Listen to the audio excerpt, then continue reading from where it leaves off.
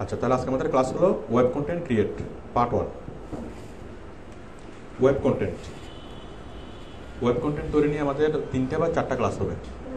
আমরা টোটালি সকল প্রকার ওয়েব কন্টেন্ট তৈরি করা শিখব।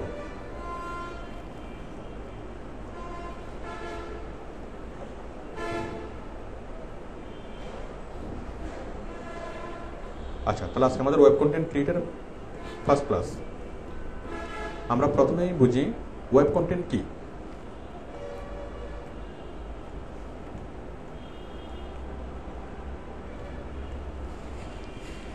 ওয়েব কন্টেন্ট হলো ওয়েবের যে কোনো একটা উপাদান। ওয়েবে আমরা যা পাই, যা দেখি, সেটাই কন্টেন্ট, ওয়েব কন্টেন্ট। আচ্ছা, কন্টেন্ট মানে কি? কন্টেন্ট মানে হলো যে কোনো একটা লেখা, এর একটা কন্টেন্ট, একটা ছবি, সেটাও একটা কন্টেন্ট, একটা ভিডিও, একটা পোস্ট, একটা অ্যানিমেশন, ঠিক আছে? আমরা একটা অডিও, একটা ভিডিও, যেটাই কিছু হোক না কেন, যে কোনো ধরনের ইলেকট্রনিক ইনফরমেশন, সেটি হলো কন্টেন্ট। তো যে কন্টেন্টগুলো আমরা ওয়েবে পাই সেগুলো হলো ওয়েব কন্টেন্ট। তাহলে আমরা যখন ওয়েবে সার্ফিং করি, আমরা লেখা পাই, ছবি পাই, অ্যানিমেশন, ভিডিও, অডিও, আমরা অনেক কিছু পাই। যা কিছু পাই সবগুলোই কন্টেন্ট। বাট আমরা কন্টেন্টগুলোকে আলাদা আলাদাভাবে বলতে পারি। যেমন এটা ভিডিও কন্টেন্ট, এটা অডিও কন্টেন্ট, এটা টেক্সট কন্টেন্ট, এটা ইমেজ কন্টেন্ট, ঠিক আছে? আমরা অনেক রকমের কন্টেন্ট পাই।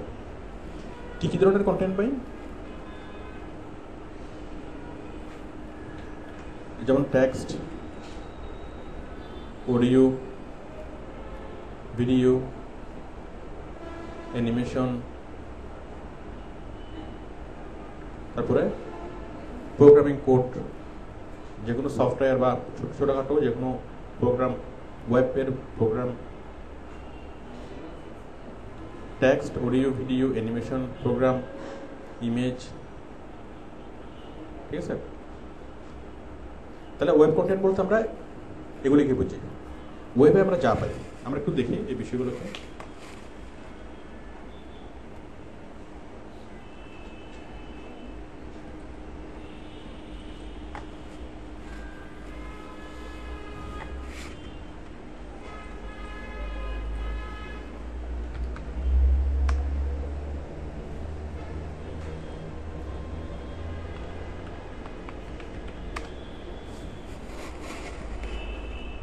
আমরা যদি এখানে যাই, প্রথম আলোতে যাই,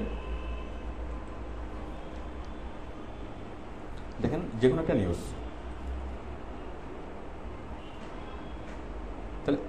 তাহলে এটা হচ্ছে ইমেজ, তাই না? Image content.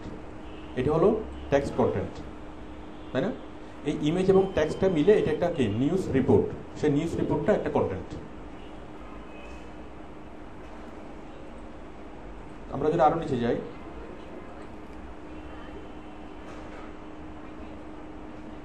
তাহলে টেক্সট থাকবে, ইমেজ থাকবে, ভিডিও থাকবে, এগুলো ভিডিও কন্টেন্ট, তাই না? তারপর হচ্ছে অ্যানিমেশন, এই যেটা অ্যানিমেটেড হচ্ছে, animation,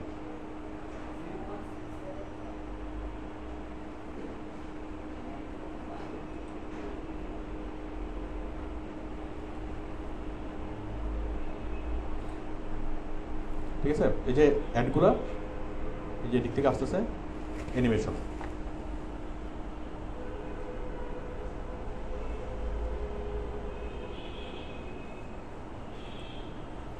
text, audio, video, animation, programming code, image, এই সবগুলো মিলিয়ে হলো কন্টেন্ট।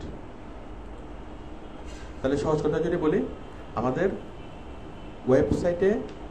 ওয়েবে আমরা যা পাই, ওয়েবে বলতে website, Facebook page, YouTube video, total ওয়েবে সার্ফিং করলে যে কোনো ওয়েবসাইটে, যে কোনো প্ল্যাটফর্মে আমরা যা কিছু পাই সবগুলো হলো কন্টেন্ট। এবং আমরা যা কিছু পাই সবগুলোকে যদি আমরা বলি যে আমরা কী কী পাই ওয়েব সার্ফিং করলে আমরা কী কী পাই, আমরা যা পাই সেগুলো হলো text, audio, video, animation, program এবং ইমেজ, ঠিক আছে? তাহলে এগুলো হলো কন্টেন্ট, এগুলো সম্মিলিত রূপে হলো কন্টেন্ট।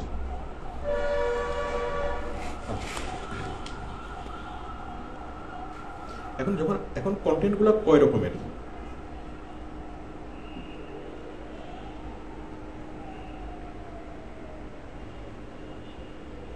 এটা হলো কন্টেন্টগুলো কি।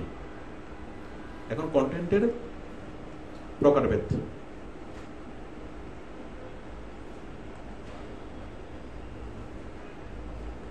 কি কি রকমের কন্টেন্ট আছে? একটা হলো news report.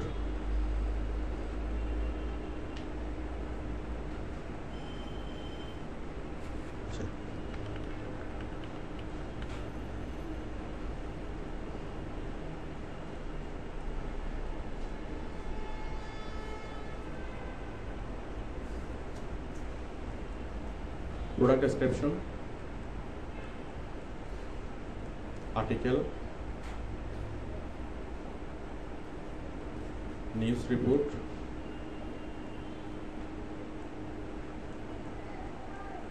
press release,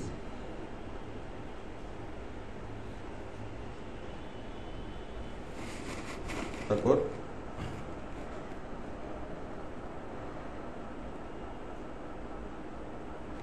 Facebook post,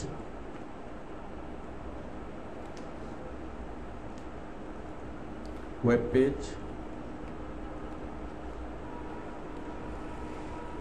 তাহলে আমরা এই যে এগুলোকে কম্বাইন করে text, audio, video, animation, program এগুলোকে কম্বিনেশন করে আমরা যা যা তৈরি করতে পারি সেগুলো হলো product description, article, news report, press release, Facebook post, web page. তাহলে আমরা যদি বলি যে ওয়েব কন্টেন্ট কয় প্রকার? ওয়েব কন্টেন্ট 1 2 3 4 5 6 প্রকার, ঠিক আছে। আর ওয়েব কন্টেন্টের মধ্যে কি কি থাকতে পারে? ওয়েব কন্টেন্টের উপাদানগুলো হলো text, audio, video, animation, programming এবং ইমেজ। এগুলো কম্বিনেশন করে অনেক রকমের কন্টেন্ট তৈরি করা যায়। সেই কন্টেন্টগুলো কি মানে কি প্রকারের? প্রকারভেদগুলো হলো এইটা হয় মানে প্রোডাক্ট ডেসক্রিপশন, অথবা আর্টিকেল, অথবা news report, press release, Facebook post, web page. দেখুন একটা নিউজে যদি আমরা দেখি,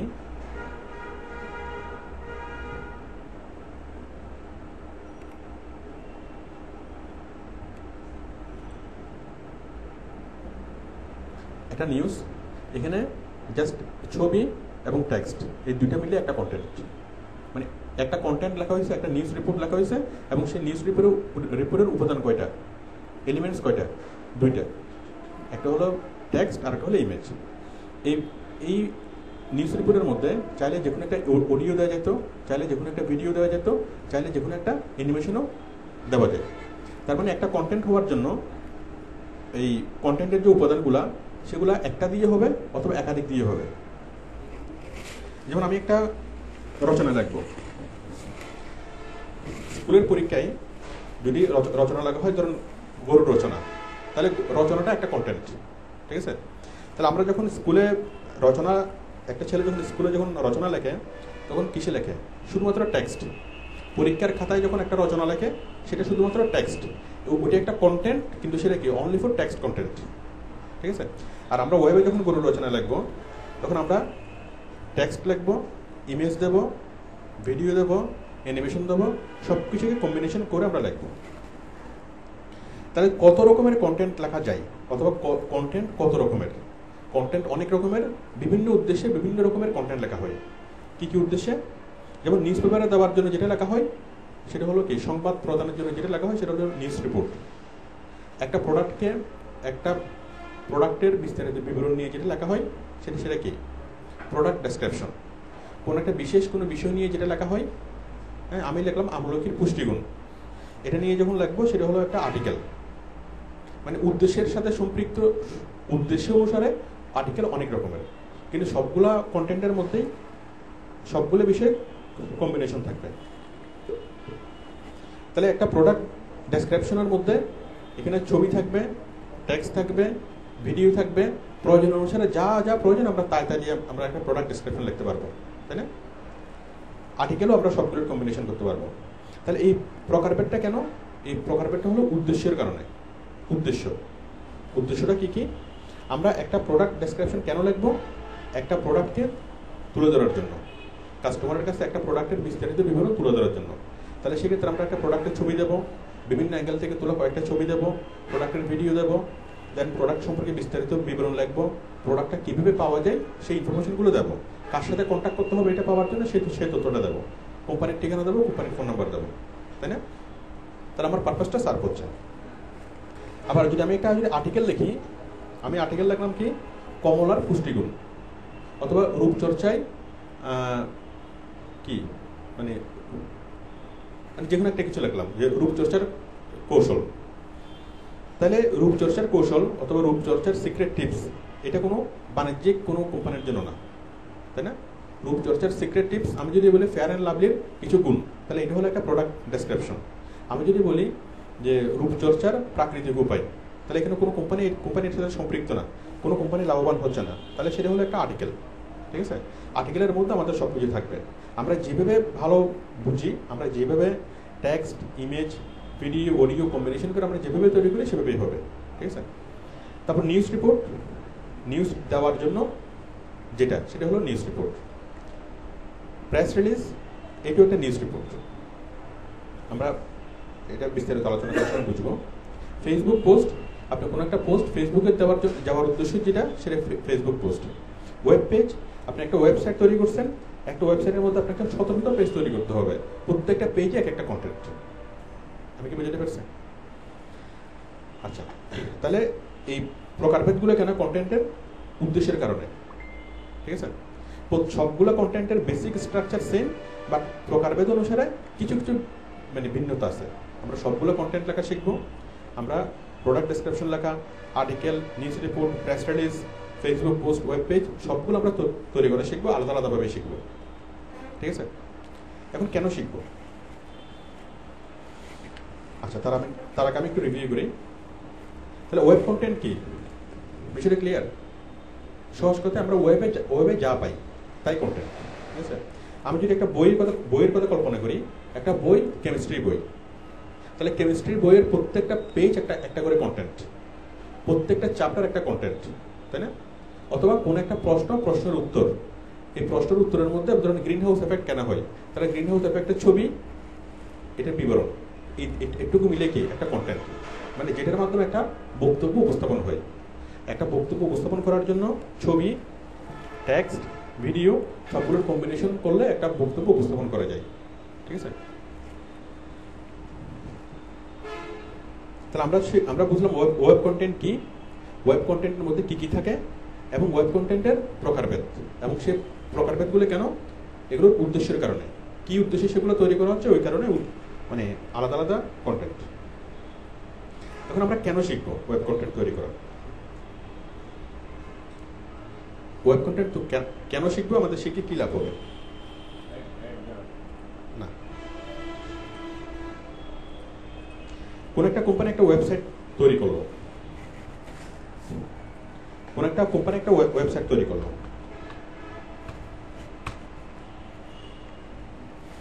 মনে করেন আবুল ফ্যাশন হাউস একটা ওয়েবসাইট তৈরি করলো। এখন আবুল ফ্যাশন হাউসকে কি করতে হবে? তাদের যাবতীয় যতগুলো প্রোডাক্ট আছে সবগুলো প্রোডাক্ট নিত্য নতুন ওয়েবসাইটে আপ করতে হবে না, মানুষকে দেখানোর জন্য। ঠিক আছে, তাহলে আবুল কসমেটিক্স কি করবে? একজন লোক অ্যাপয়েন্ট করবে এবং সেই লোককে বলবে আমার শোরুমে যতগুলো নতুন প্রোডাক্ট আসে সবগুলোর ছবি তুলে বিস্তারিত বিবরণ লিখে ওয়েবসাইটে পোস্ট করবে। কোম্পানির মালিক করতেছে ব্যবসা, ওর তো এটা নিয়ে টেনশন করবে না, তাহলে ও কি করবে? একজন লোক রাখবে, একজন ওয়েব কন্টেন্ট রাইটার রাখবে। ওয়েব কন্টেন্ট রাইটারের কাজ কী হবে? তার দোকানে যতগুলো নতুন প্রোডাক্ট আসে সেই প্রোডাক্টগুলোর ছবি তোলা, সেই প্রোডাক্টগুলোর বিস্তারিত বিবরণ লিখে সেগুলো ওয়েবসাইটে আপ করা। প্রোডাক্টের ছবি, প্রোডাক্টের বিবরণ লিখে ওয়েবসাইটে আপ করবে, যারা তার কাস্টমার, যারা তার সেল বেশি হয়। ঠিক আছে, এবং এই কাজটা প্রতিনিয়ত করতে হবে না, প্রতিদিনই তার স্টকে নতুন নতুন প্রোডাক্ট আসবে, তাই না? আবার অনেকগুলো তথ্যের পরিবর্তন হবে, কিছু প্রোডাক্টের দাম কমবে, কিছু প্রোডাক্টের দাম বাড়বে, ওগুলো কমাইতে হবে, বাড়াতে হবে, তাই না? নতুন নতুন প্রোডাক্টের পোস্ট করবে। তাহলে যে কোনো একটা দোকান তার একজন অনলাইন কন্টেন্ট রাইটারের প্রয়োজন হয়। যে কোনো একটা দোকান, সেটা হোক কাপড়ের দোকান, হোক কসমেটিক্সের দোকান, হোক সেটা যে কোনো একটা রেস্টুরেন্ট, মানে কোনো একটা ছোট প্রতিষ্ঠান হোক, মাঝারি প্রতিষ্ঠান হোক, তার যদি একটা ওয়েবসাইট থাকে তাহলে সেই ওয়েবসাইটকে প্রতিদিনই আপডেট করতে হয়। প্রতিদিনের ওয়েবসাইটে নতুন নতুন কন্টেন্ট অ্যাড করতে হয়, কন্টেন্ট তৈরি করতে হয়, তাই না? প্রথমে তো কন্টেন্ট তৈরি করতে হয়, তারপর কন্টেন্টগুলো অ্যাড করতে হয়। একটু কি ক্লিয়ার? তার মানে যে কোম্পানির একটা ওয়েবসাইট আছে, সেই কোম্পানির একজন ওয়েব কন্টেন্ট রাইটার দরকার। আমি কি বুঝতে পারছি? তো ওয়েবসাইট তৈরি করে দেওয়ার দায়িত্ব হলো ওয়েব ডেভেলপারের, আর ওয়েবসাইটে তথ্য অ্যাড করার দায়িত্ব হলো কন্টেন্ট রাইটারের। কোন একটা কোম্পানি যখন ওয়েবসাইট তৈরি করায়, তখন সে একজন ওয়েব ডেভেলপারকে দেয়, ওয়েব ডেভেলপার সবগুলো ওয়েবসাইটটা ফ্রেমটা তৈরি করে দেয়, সব কিছু তৈরি করে দেয়। এখন নতুন নতুন যে তথ্যগুলো অ্যাড করতে হবে, এগুলোর জন্য আর ওয়েব ডেভেলপার লাগে না, এগুলো কে করে? Content writer. Content writer content লিখবে, লিখে সেগুলো আপ করবে, ঠিক আছে? আবুল কসমেটিক্সের একটা ফেসবুক পেজ আছে মনে করেন, এখন সেই ফেসবুক পেজও নিয়মিত আপ করতে হবে না প্রোডাক্টগুলো? ফেসবুক পেজের জন্য নতুন নতুন পোস্ট করতে হবে। আবুল কসমেটিক্সের একটা ইউটিউব চ্যানেল আছে, তাহলে সেই ইউটিউব চ্যানেলেও নতুন নতুন ভিডিও করতে হবে, ভিডিও অ্যাডভার্টাইজমেন্ট তৈরি করতে হবে, তৈরি করে ইউটিউবে আপ করতে হবে। তাদের নতুন অফার, নতুন প্রোডাক্ট সব কিছু নিয়ে জানিয়ে পোস্ট করতে হবে। তাহলে আমরা দেখি যে কোম্পানির অনলাইনের মাধ্যমে প্রোডাক্ট সেল করে, মানে অনলাইন যে কোম্পানির একটা ওয়েবসাইট আছে, তার একটা কন্টেন্ট রাইটার দরকার।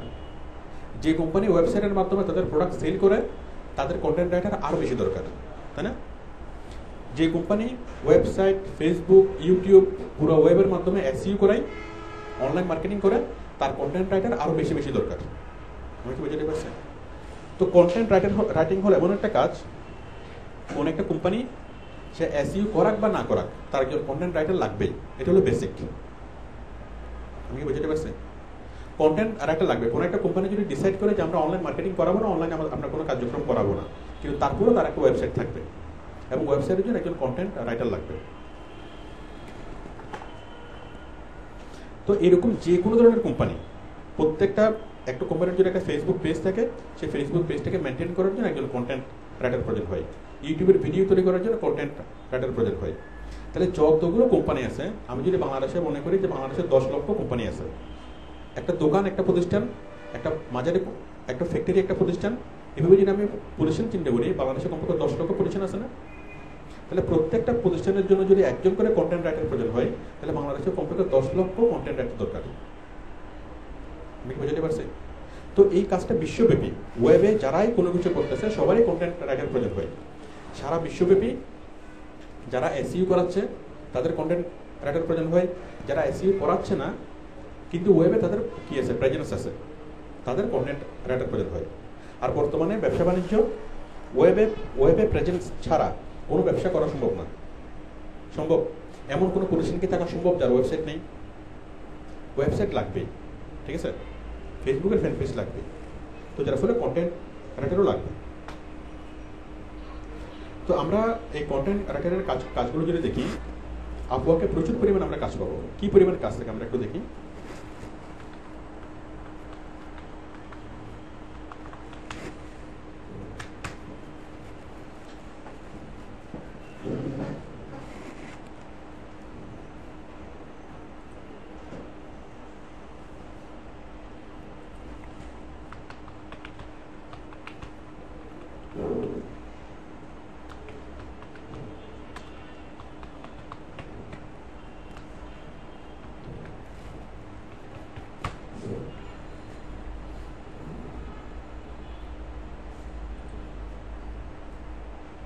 দেখেন, আমরা যদি ফাইন্ড জবে ক্লিক সার্চ করি,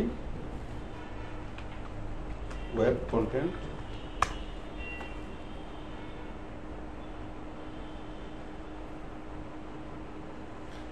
আমরা কাজ পাচ্ছি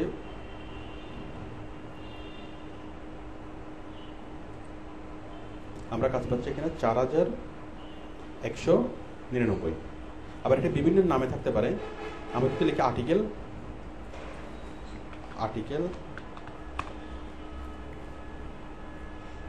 আর্টিকেল রাইটিং লিখে যদি সার্চ করি,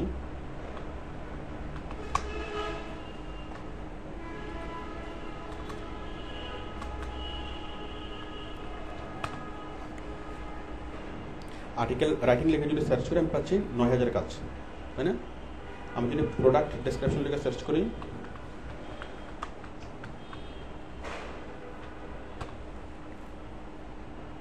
তাহলে পাচ্ছি, সরি আমার কথা বলেছি,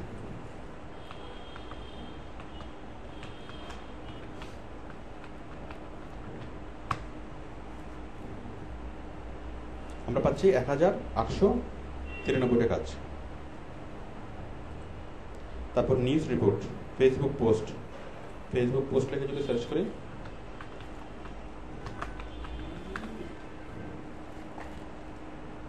এক 1886, ঠিক আছে। তাহলে আমরা প্রায় 10-12 হাজারের উপরে কাজ পাচ্ছি। এই সবগুলো দিয়ে যদি আমরা আলাদা আলাদাভাবে সার্চ করি, product description, article, news report, press release, Facebook post, web page, আলাদা আলাদাভাবে সার্চ করলে আমরা প্রায় 15,000 কাজ পাবো শুধুমাত্র আপওয়ার্কে, ঠিক আছে। তাহলে এই কাজটা করার পর আমরা দেশের বাইরের কোম্পানিতে অনেক বেশি পরিমাণে কাজ পাবো, আর দেশের ভিতরের কোম্পানিতেও প্রচুর পরিমাণে কাজ পাবো, এবং কাজগুলো হলো পার্মানেন্ট, ঠিক আছে। যার একটা ওয়েবসাইট আছে তাকে প্রতিনিয়ত কন্টেন্ট তৈরি করতে হবে, কন্টেন্ট আপ করতে হবে। যার একটা ফেসবুকের পেজ আছে তাকে প্রতিনিয়ত কন্টেন্ট তৈরি করতে হবে, কন্টেন্ট আপ করতে হবে, ঠিক আছে। আবার এসইও করার জন্য আমাদের এগুলো তৈরি করতে হবে। এটুকু ক্লিয়ার? আমরা ওয়েব কন্টেন্ট যদি ভালো ওয়েব কন্টেন্ট যদি তৈরি করা যায়, তৈরি করতে পারেন, তাহলে দেশের কোম্পানিতে অনেক ভালো স্যালারিতে কাজ পাওয়া যাবে, দেশের বাইরের কোম্পানিতে অনেক ভালো স্যালারিতে কাজ পাওয়া যাবে, ঠিক আছে। একজন ওয়েব কন্টেন্ট রাইটার কী কী পারে, মানে web content writing, web content create শিখলে আপনি কী কী করতে পারবেন? ওয়েব কন্টেন্ট ক্রিয়েট শেখার পর আপনি প্রোডাক্ট ডেসক্রিপশন লিখতে পারবেন। আপনি যে কোনো কোম্পানিতে প্রোডাক্ট ডেসক্রিপশন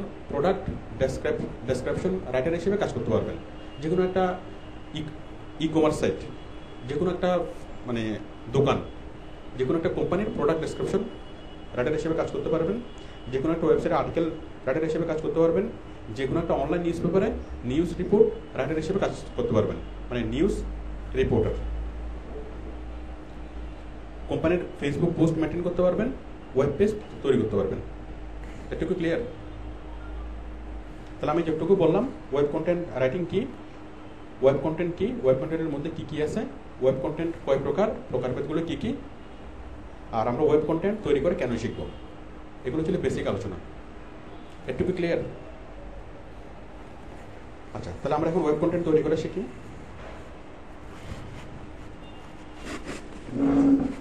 আমার একটুকু এর মধ্যে কারো কোনো কোশ্চেন আছে? আমরা যেটুকু আলোচনা করলাম, কোনো কোশ্চেন আছে? কোশ্চেন নাই, কারণ এগুলো তো আপনারা আগে থেকে জানেন, তাই না?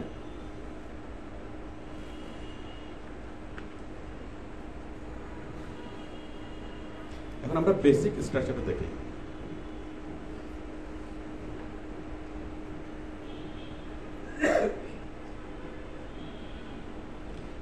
একদম বেসিক স্ট্রাকচার, ওয়েব কন্টেন্টের বেসিক স্ট্রাকচার। একটা হলো হেডিং, একটা হলো ইমেজ, আরটা হলো টেক্সট। তাহলে যে কোনো একটা জিনিস যখন আমরা উপস্থাপন করব, লিখবো, আমরা এইভাবেই লিখি। প্রথমে একটা হেডিং দেব, তারপর একটা ছবি দেব, তারপর একটা টেক্সট দেব। যদি আমরা একটা গরুর রচনা লিখি, তাহলে উপরে বড় করে লিখবো গরু, তাই না? তারপর একটা গরুর ছবি, তারপর গরু কাহাকে বলে, কত প্রকার, কী কী, আমরা কি টেক্সটগুলো লিখবো, তাই না? 3টা। আমরা যদি যে কোনো একটা নিউজ লিখি, নিউজের একটা হেডিং, নিউজের একটা ছবি এবং নিউজের বিস্তারিত বিবরণ, ঠিক আছে। আমরা যদি যে কোনো একটা প্রোডাক্ট নিয়ে লিখি, তাও আমাদের বেসিক স্ট্রাকচার এটাই, ঠিক আছে।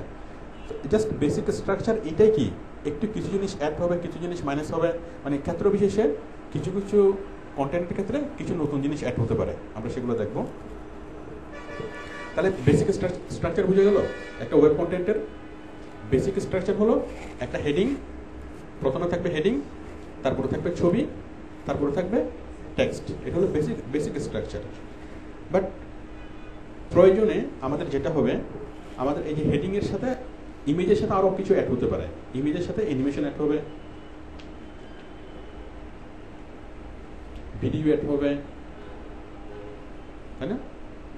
আমরা ইমেজ দিয়ে সেটাকে দেখাতে পারি, image plus animation plus video plus audio, আরও আমরা কিছু এখানে অ্যাড করতে পারি। এগুলো হলো অপশনাল।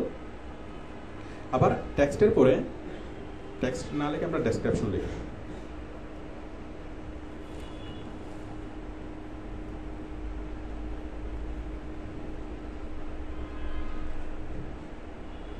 ডেসক্রিপশন।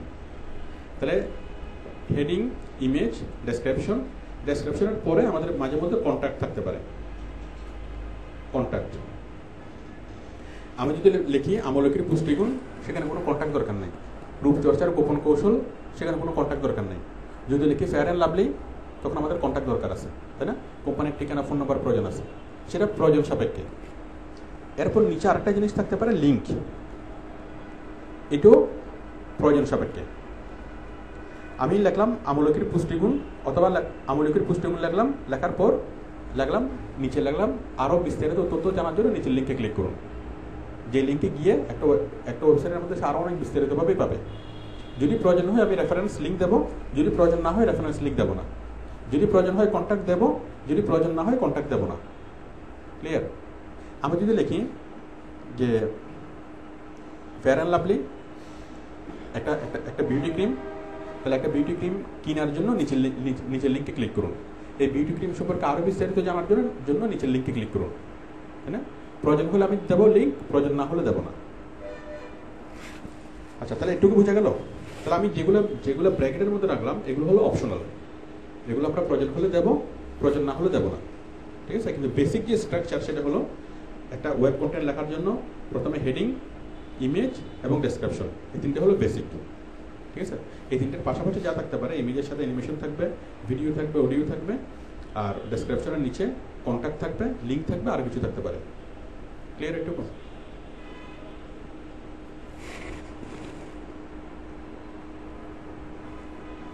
জাস্ট একটুকু দিয়েই যে কোনো ধরনের ওয়েব কন্টেন্ট লেখা যাবে। জাস্ট একটুকু যদি মাথায় থাকে, যে কোনো ওয়েব কন্টেন্ট লেখা যাবে। Heading, image, description. তাহলে এখন আমরা ওয়েব কন্টেন্ট লেখা শুরু করি। আমরা প্রথমেই লিখব প্রোডাক্ট ডেসক্রিপশন। আমরা প্রোডাক্ট ডেসক্রিপশন লেখা বিস্তারিতভাবে শিখব।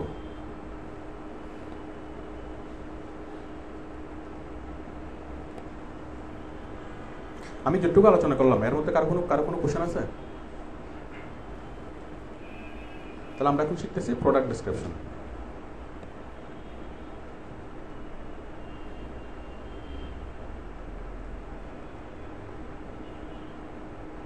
আমরা তার আগে কিছু প্রোডাক্ট ডেসক্রিপশন দেখি।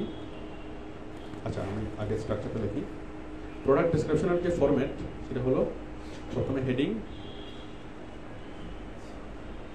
তারপর হলো ইমেজ 4টা বা 5টা উইথ ফোকাসিং পয়েন্ট,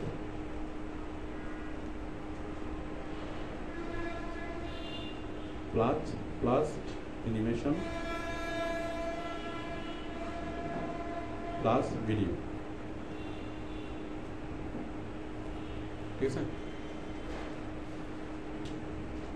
হেডিং থাকবে, ইমেজ থাকবে, অ্যানিমেশন, ভিডিও এগুলো থাকবে, এগুলো অপশনাল। এরপর হচ্ছে ডেসক্রিপশন থাকবে,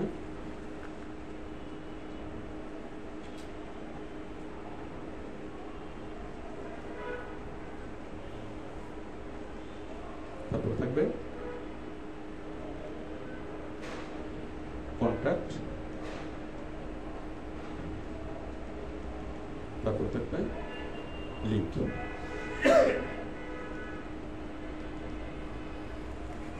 তাহলে একটা প্রোডাক্ট ডেসক্রিপশনের ফরম্যাট হলো এটা: হেডিং, ইমেজ, ডেসক্রিপশন, কন্ট্যাক্ট এবং লিঙ্ক। ঠিক আছে?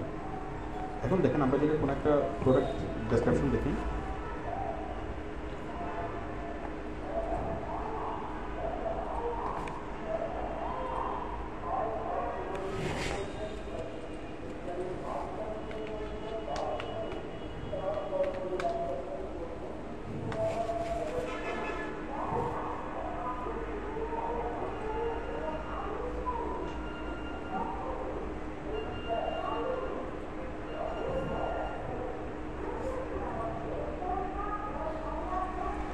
আমরা একটা প্রোডাক্ট ডেসক্রিপশনে দেখতেছি।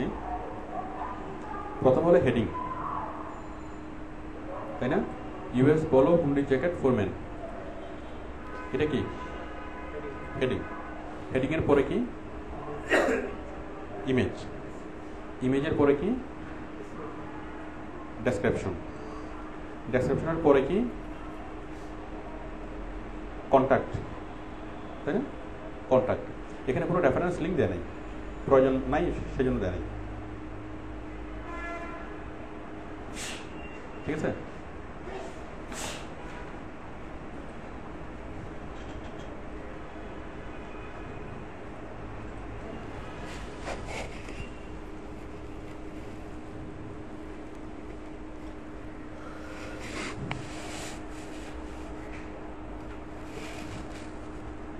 তাহলে এই ডেসক্রিপশনের প্রথমে এটা হলো হেডিং, হেডিংয়ের পরে ইমেজ, ইমেজ হলো কয়েকটা, তাই না?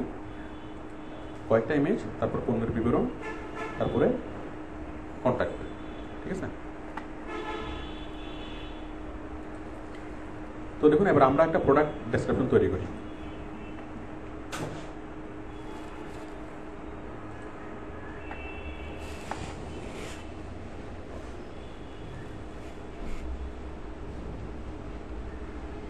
আমরা একটা প্রোডাক্ট, বায়ার আমাদেরকে একটা প্রোডাক্ট দিল, শার্ট। একটা শার্টের জন্য আমাদেরকে প্রোডাক্ট ডেসক্রিপশন লিখতে হবে।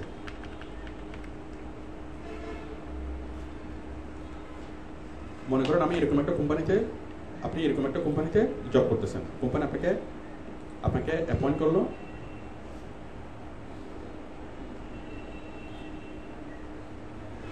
কোম্পানি আপনাকে অ্যাপয়েন্ট করলো, মনে করেন ওইটা একটা ফ্যাশন হাউস। তোমার দেখেন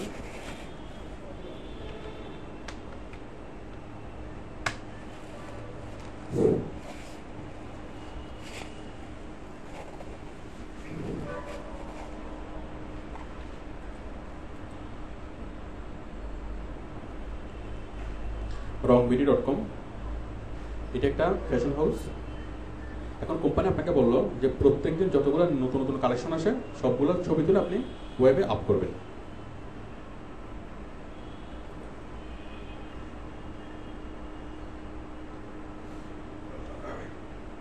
এখন আপনি এরকম ছবি দিবেন, প্রোডাক্টের ছবি, প্রোডাক্টের বিবরণ সহ সব কিছু লেগে নতুন একটা আপনি সবগুলো পোস্ট করবেন, যারা তারা অনলাইন থেকে আরও বেশি বেশি পরিমাণে মানে করতে পারে, সেল করতে পারে। আপনি হচ্ছেন ওদের পার্মানেন্ট একজন প্রোডাক্ট ডেসক্রিপশন রাইটার। ঠিক আছে? এখন আপনার কাজ কী হবে, আপনি কীভাবে কাজ করবেন? তো কোম্পানি আপনাকে যেটা দিবে, কোম্পানি আপনাকে শুধুমাত্র ছবি দিবে, অথবা আপনি কোম্পানিতে গিয়ে আপনি জাস্ট ছবিটা তুলবেন,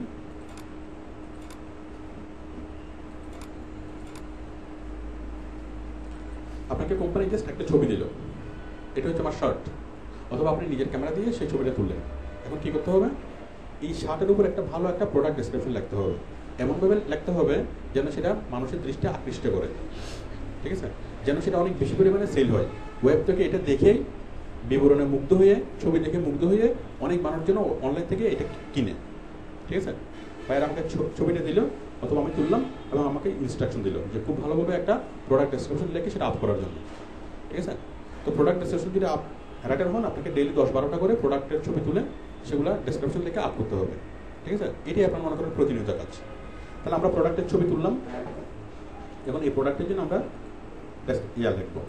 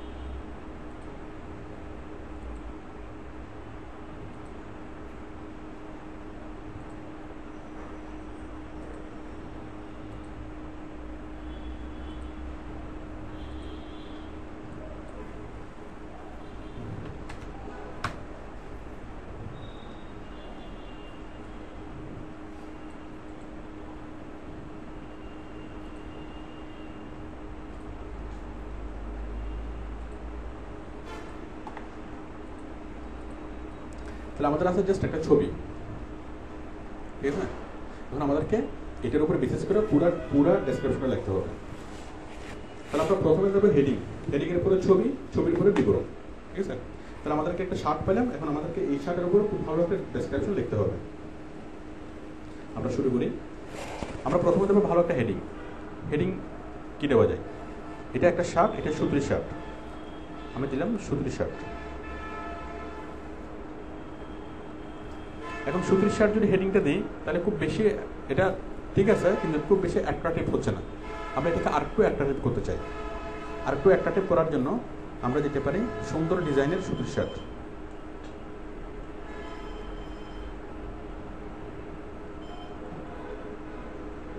তাই না? সুন্দর ডিজাইনের সুতির শার্ট। আমরা একটা গুণের সন্নিবেশন করলাম, সুন্দর ডিজাইন।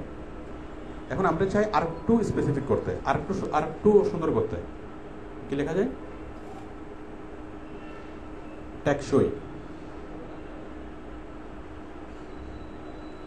টেকসই, উন্নত মানের। তাই না? তাহলে আমি একটা গুণ দিলাম, দুইটা গুণ দিলাম, তিনটা গুণ দিলাম। তাই না? সুন্দর ডিজাইনের সুতির শার্ট, তাহলে এটা হবে টেকসই, উন্নত মানের এবং সুন্দর ডিজাইনের সুতির শার্ট। এভাবে লিখতে পারি না? যদি আমি একটা আরো একটু ভালোভাবে লিখতে চাই লাইনটা, তাহলে সুলভে, সুলভ মূল্যে।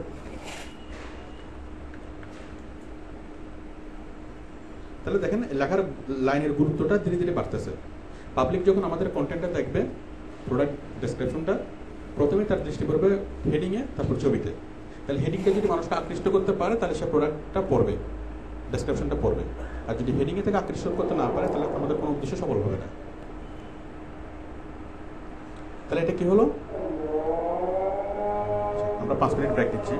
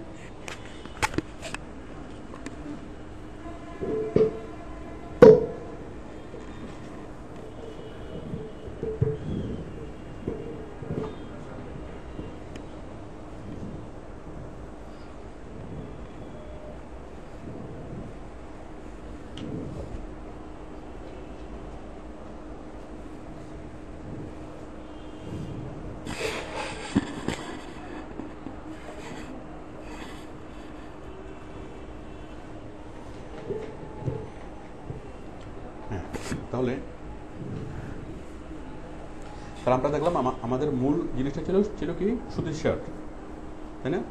তাহলে আমরা এটাকে লাইনটাকে আকর্ষণীয় করার জন্য হেডিংকে আমরা লিখলাম সুন্দর ডিজাইনের টেকসই উন্নত মানের সুতির শার্ট সুলভ মূল্যে লেখা যায়, 50% ডিসকাউন্টে লেখা যায়, অনেকভাবে লেখা যায়। তাহলে লেখাটার গ্রহণযোগ্যতা বেড়ে গেছে না, এটার আকর্ষণ বেড়ে গেছে না? ঠিক আছে, তাহলে আমরা এখানে কি করলাম,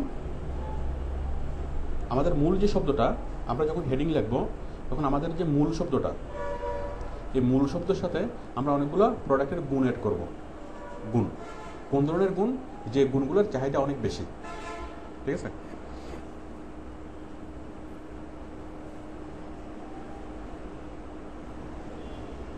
তাহলে আমরা এখানে গুণ লিখলাম কয়টা? সুন্দর ডিজাইন, টেকসই, উন্নত মান, সুলভ মূল্য। ঠিক আছে, আমরা গুণ লিখলাম। তাহলে গুণগুলো আমরা যখন কোনো প্রোডাক্টের হেডিং লিখবো, একটা প্রোডাক্টের হেডিং লেখার সময় প্রোডাক্টের যে মূল শব্দটা, সেই মূল শব্দটার সাথে আমরা অনেকগুলো বিশেষণ জুড়ে দেবো। প্রোডাক্টের যে গুণগুলো আছে সেরকম কয়েকটা গুণ জুড়ে দেবো, এবং সেই গুণগুলো বর্তমানে মার্কেটের চাহিদা অনেক বেশি। ঠিক আছে,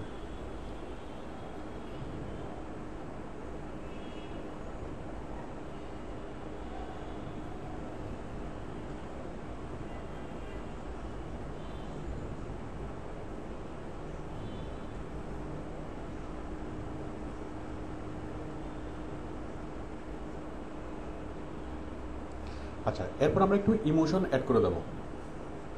আমরা যেটা দিলাম মূল শব্দ,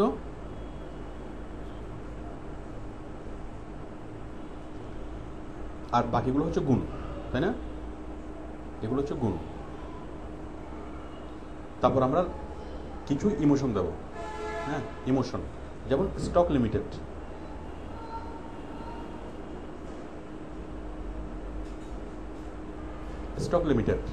এটা কি? এটা একটা ইমোশন, এটা একটা মেন্টাল প্রেশার দেওয়া, অথবা ফুরিয়ে যাওয়ার আগেই সংগ্রহ করুন, অথবা আগে আসলে আগে পাবেন, অথবা মাত্র প্রথম 2000 জন এই সুযোগটা পাবেন, প্রথম 100 জন এই সুযোগটা পাবেন।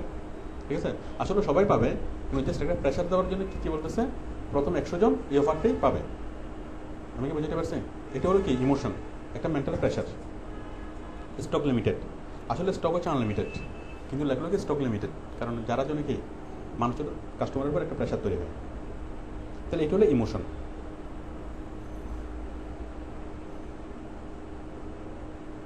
তাহলে আমরা যদি একটা হেডিংকে বিশ্লেষণ করি, একটা হেডিংয়ের শুধুমাত্র মূল শব্দটা যদি আমরা লিখি, সেটা মোটেই ভালো হেডিং হবে না। সেই হেডিংয়ের প্রতি মানুষের দৃষ্টি আকৃষ্ট হবে না, মানুষ ইমপ্রেস হবে না। তাহলে আমরা হেডিংটা এমনভাবে লিখবো যেন মানুষ ইমপ্রেস হয়। মানুষকে ইমপ্রেস করার জন্য কি লিখবো? মূল শব্দের পাশাপাশি প্রোডাক্টের যে গুণগুলো, কোন ধরনের গুণ, যে গুণগুলোর চাহিদা মার্কেটে আছে।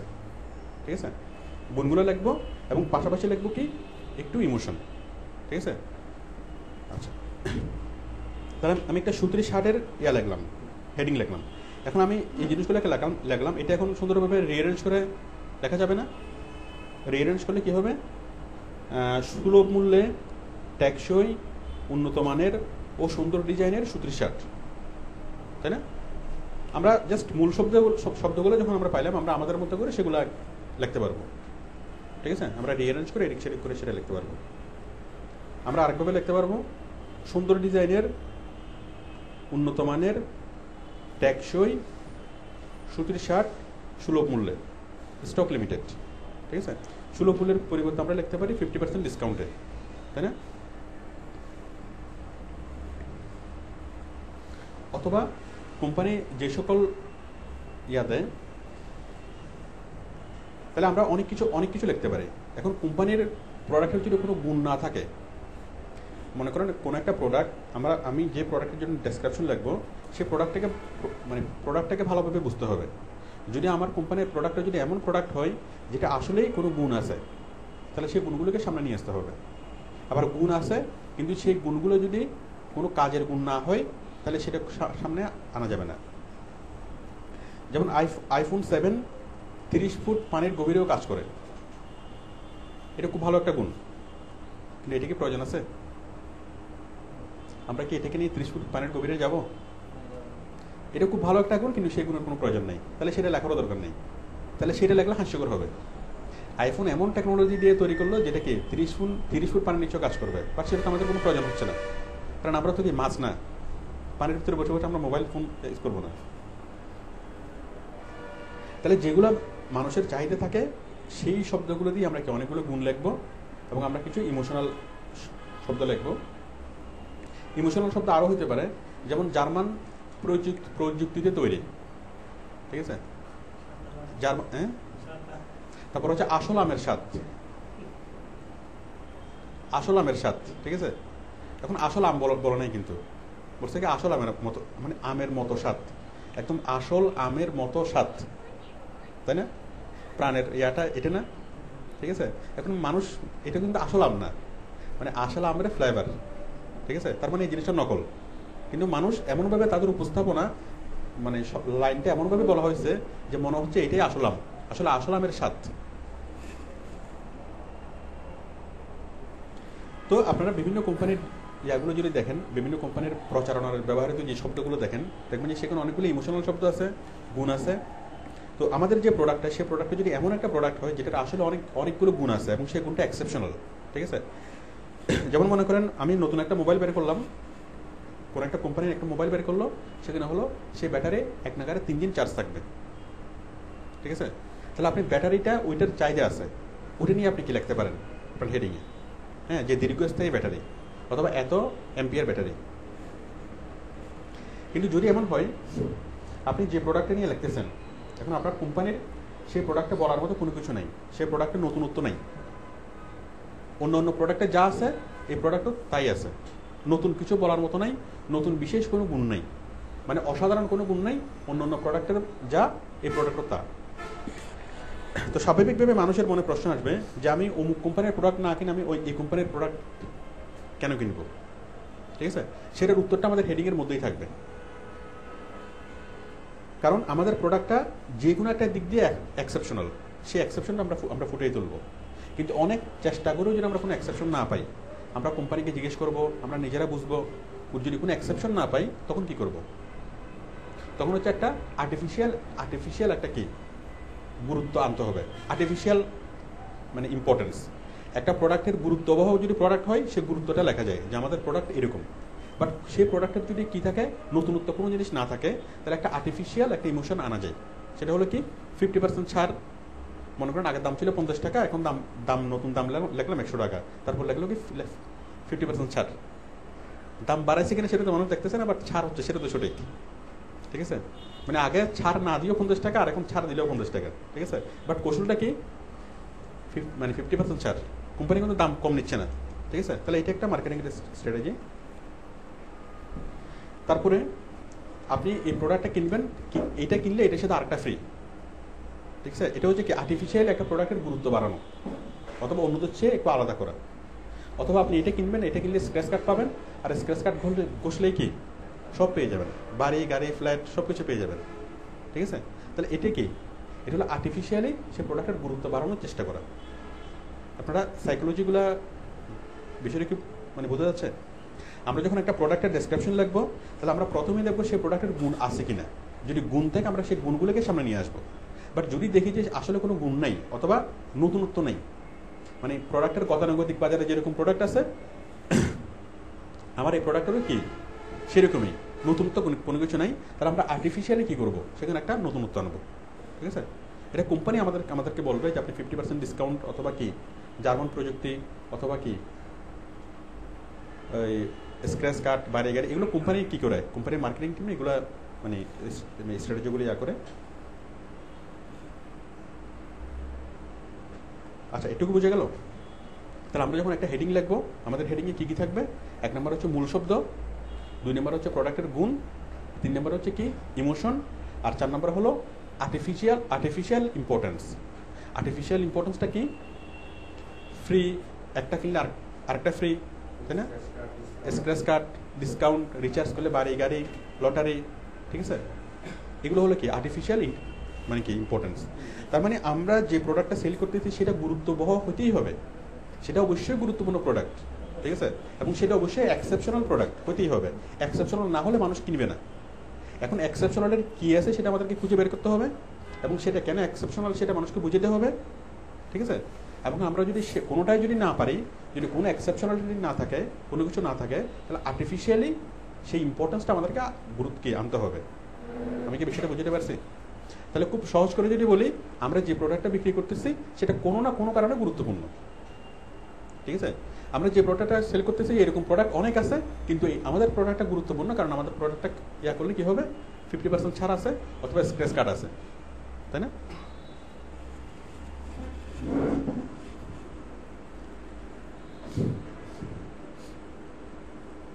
তাহলে আমাদের হেডিং এর 4টা অংশ, আমি 4টা অংশগুলো লিখি।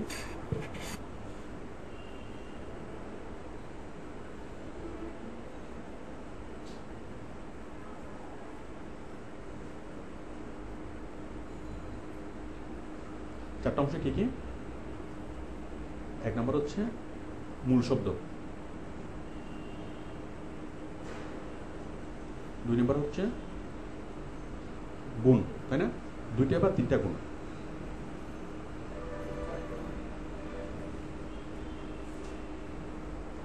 রাশেদ,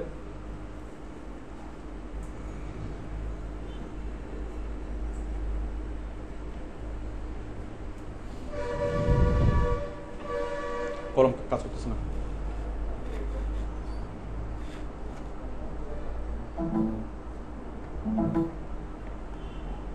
বারবার এরকম প্রবলেম হয় কেন?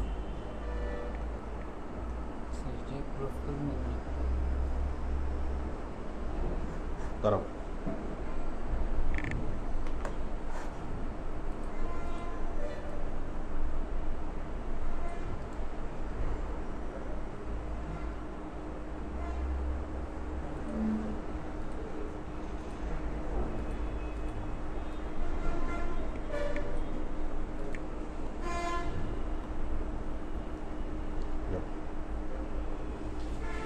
তাহলে একটা হচ্ছে মূল শব্দ, 2 নম্বর হচ্ছে গুণ, এক বা একাধিক গুণ, তাই না? 3 নম্বর হচ্ছে ইমোশন, আর 4 নম্বর হচ্ছে আর্টিফিশিয়াল ইম্পর্টেন্স।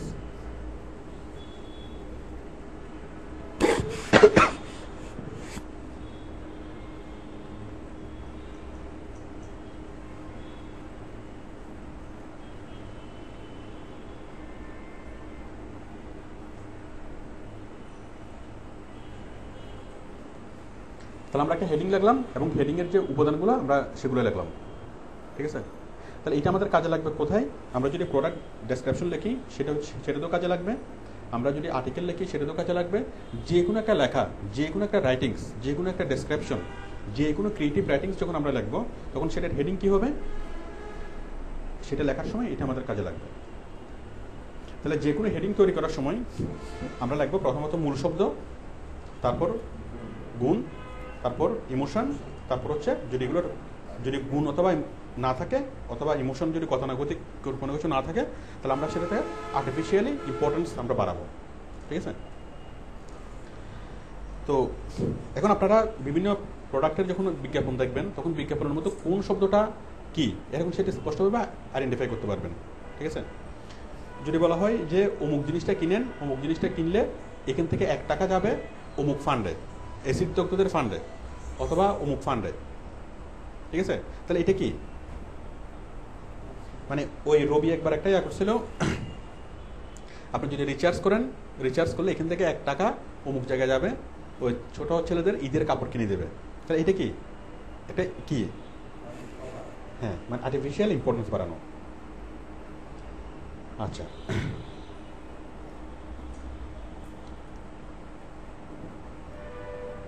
তাহলে আমরা যে কোনো যদি একটা প্রোডাক্টকে উপস্থাপন করি তাহলে সেই প্রোডাক্টের সাধারণ প্রোডাক্ট হবে না, সেটা হবে কি? উপস্থাপনাটা হবে অসাধারণ। মানে আমরা যেটা বুঝাবো, আমরা আমাদের রাইটিংসে যেটা লিখবে যে এই জিনিসটা আপনার পড়া উচিত কারণ জিনিসটা অসাধারণ, এটা হচ্ছে মেসেজ। এই মেসেজটা কোথায় থাকবে? আমাদের হেডিংয়ে। মানে আপনার এটা পড়া দরকার, কেন পড়বেন? কারণ আমাদের জিনিসটা কি, আমরা যেটা বলতে যাচ্ছি সেটা সাধারণ না, সেটা অসাধারণ। তো মানুষ সবসময় অসাধারণ জিনিসই পড়ে, সাধারণ জিনিস পড়ে না, ঠিক আছে? যেমন আপনি মানে খবর পড়তেছেন কি মোশাররফ করিমের মানে অভিনয় করতেছে, মোশাররফ করিম খুব বড় একজন অ্যাক্টর, এগুলো আপনাকে খুব মানে অ্যাট্রাক্ট করবে না। বাট গণধোলাই খেলো মোশাররফ করিম, ওই খবরটা আমাদেরকে আকৃষ্ট করবে। কেন? কারণ খবরটা অস্বাভাবিক, মানে স্বাভাবিক যেটা সেটা খবর না, যেটা ঠিক আছে। যদি বলা হয় গণধোলাই খেলো গণধোলাইতে মোশাররফ করিম, ঠিক আছে। তো আমরা যখন পড়তে গিয়ে দেখবো কি যে গণধোলাই নামে একটা ছবিতে অভিনয় করতেছে মোশাররফ করিম, অনেক পরে গিয়ে সেটা জানবো, ঠিক আছে। কিন্তু ওই হেডিংটাই আমাদেরকে ইমপ্রেস করার কারণে আমরা পড়ি। হয়তো তার চেয়ে গুরুত্বপূর্ণ অনেকগুলো নিউজ আছে, বাট সেগুলো আমরা পড়ি না। বাট ওইটা আমরা কেন করতেছি? ওইটা আমাদেরকে ইমপ্রেস করতেছে।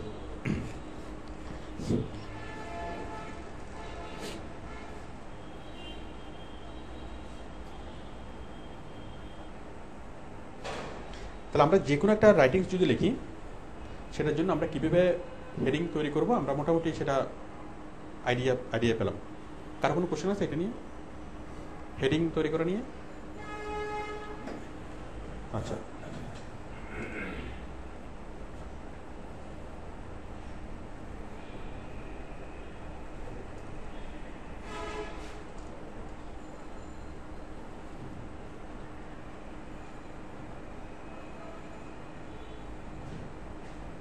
এরপর হচ্ছে ছবি, ইমেজ।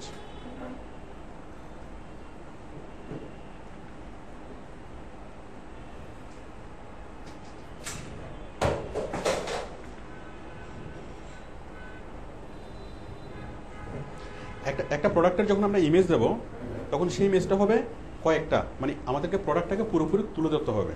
তুলে ধরবে কীভাবে? আমরা যে বিষয়গুলো হেডিংয়ে বলবো, মানে আমাদের একটা প্রোডাক্ট ডেসক্রিপশনের লিড দেবে হেডিংটা। হেডিংয়ে আমরা যা বলবো সেই জিনিসগুলোকে আমরা পুরো ডেসক্রিপশনের মধ্যে দেখাবো। তো হেডিংয়ে যদি আমি বলি সুন্দর ডিজাইন, তাহলে আমি কয়েকটা ছবি দেবো যেগুলোকে রিফ্লেক্ট করবে জিনিসটার সুন্দর ডিজাইন, ঠিক আছে। যেমন আমি এটার একটা মানে ফ্রন্টের একটা ছবি দিলাম, এটার একটা সুন্দর ডিজাইন। আবার শার্টটাকে সোজা রেখে পিছনের মানে শার্টের নিচে পিছনে একটা কি ডিজাইন আছে সেই ডিজাইনটা দেখালাম। তারপর বোতামগুলো দেখালাম, বোতামের ডিজাইন সুন্দর। এভাবে যেভাবে সম্ভব, যেহেতু আমি হেডিংয়ে বলছি সুন্দর ডিজাইন, তাহলে সুন্দর ডিজাইনকে বোঝানোর জন্য আমাদেরকে এক বা একাধিক ছবি দিতে হবে, যেগুলোতে যেসব ছবিতে রিপ্রেজেন্ট করবে এই ডিজাইনটা সুন্দর। 2 নম্বরে আমরা বলছি টেকসই, ঠিক আছে। টেকসই, তা টেকসইটা ছবি দিয়ে অনেকগুলো বিষয় আছে ছবি দিয়ে বোঝানো যায় না। যেমন কম দাম, এটা কি ছবি দিয়ে বোঝানো যাবে? সুন্দর ডিজাইন সেটা ছবি দিয়ে বোঝানো যাবে, কিন্তু কম দাম সেটা ছবি দিয়ে বোঝানো যাবে না। টেকসই এটাও ছবি দিয়ে বোঝানো যাচ্ছে না। উন্নত মানের, সুলভ মূল্যে, সুতির শার্ট, তাহলে এখানে আমরা ছবি দিয়ে বোঝাতে পারতেছি একটাই, সুন্দর ডিজাইন, ঠিক আছে। তাহলে আমাদের একটা প্রোডাক্ট ডেসক্রিপশনের হেডিং আমরা যা লিখবো, ওই হেডিংয়ের মধ্যে যে পয়েন্টগুলা সুন্দর, যে পয়েন্টগুলা ছবি দিয়ে বোঝানো যাবে, সবগুলো পয়েন্টেই ছবি দিয়ে বোঝাতে হবে। যেগুলো ছবি দিয়ে বোঝানো যাবে না, ছবি দিয়ে বোঝানো যায় না, সেগুলো দেওয়ার দরকার নেই। আমি কি বুঝতে পারছি? আচ্ছা, তাহলে আমরা ছবি দিয়ে কী বুঝাতে পারি একটা পোশাকের ক্ষেত্রে? সুন্দর ডিজাইন সেটা আমরা বুঝাতে পারি। খুব উন্নত মানের ফেব্রিক্স আমরা সেটা বুঝাতে পারি। উন্নত মানের ফেব্রিক্স সেটা কীভাবে বোঝাবো? মানে ছবির কাপড়ের খুব কাছে এনে ছবি তুলবো, অথবা কাপড়কে লাইটের অপোজিটে রেখে ছবি তুলবো, যে সুতার বুননটা খুব ভালো, ঠিক আছে, ফেব্রিক্সটা খুব ভালো, উন্নত মানের ফেব্রিক্স। অথবা ফেব্রিক্সের মধ্যে অনেক সময় এই কিছু প্লেন ফেব্রিক্স, আবার কিছু কি থাকে ভিতরে অনেকগুলো কাজ করা থাকে, এমব্রয়ডারি কাজ করা থাকে, অথবা ফেব্রিক্সের বিভিন্নভাবে টুইস্টেড করা থাকে। আমরা খুব ক্লোজ মানে ছবি নিয়ে আমরা সেগুলোকে বুঝাতে পারি। আমি কি বুঝাতে পারছি? তারপরে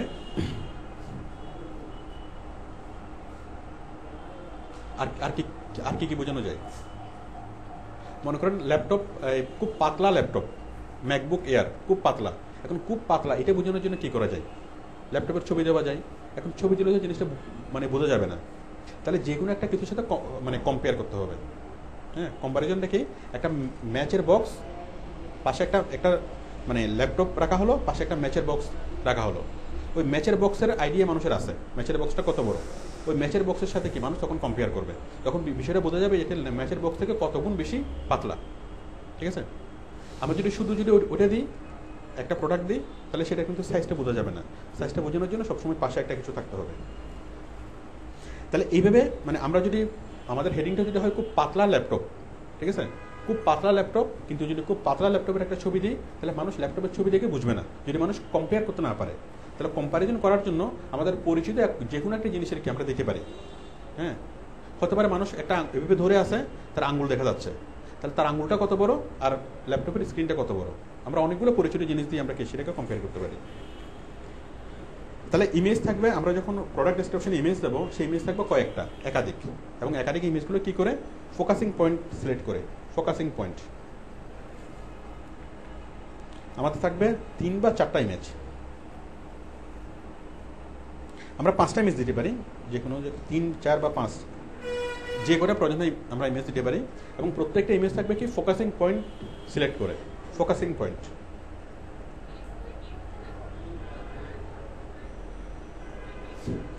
ফোকাসিং পয়েন্টটা কি? ফোকাসিং পয়েন্ট হচ্ছে কাস্টমার যখন একটা প্রোডাক্ট কিনে তখন সে যেই বিষয়গুলোর প্রতি গুরুত্ব আরোপ করে সেগুলো হলো ফোকাসিং পয়েন্ট। যখন কাস্টমার একটা শার্ট কিনবে, প্রথমত সে শার্টটাকে হাতে নিয়ে দেখবে তার ডিজাইনটা, তাই না? 2 নম্বরে দেখবে তার ফেব্রিক্সটা ভালো কিনে, তাই না? 3 নম্বরে দেখবে এটার যে রংটা কি, এটা কি মানে পার্মানেন্ট নাকি কি অস্থায়ী, এটা কি ব্লক দেওয়া নাকি একদম সুতার মধ্যে রংটা, দেখবে না? 4 নম্বরে দেখবে কি, হ্যাঁ, কলারের ডিজাইন, বোতামের কোয়ালিটি, তাই না? পিছনে মানে যা কিছু দেখা সম্ভব। হ্যাঁ, এটাকে ফ্রন্ট থেকে দেখবে, এটাকে ব্যাক থেকে দেখবে। আচ্ছা, ফ্যানটা মানে আরেকটু কমাইলে ভালো হয়, ফ্যানটা আরেকটু কমাই দেন।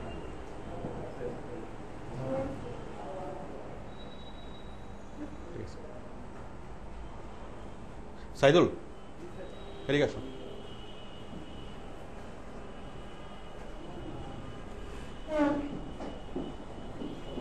কিছু রাস্তা নিয়ে আসো,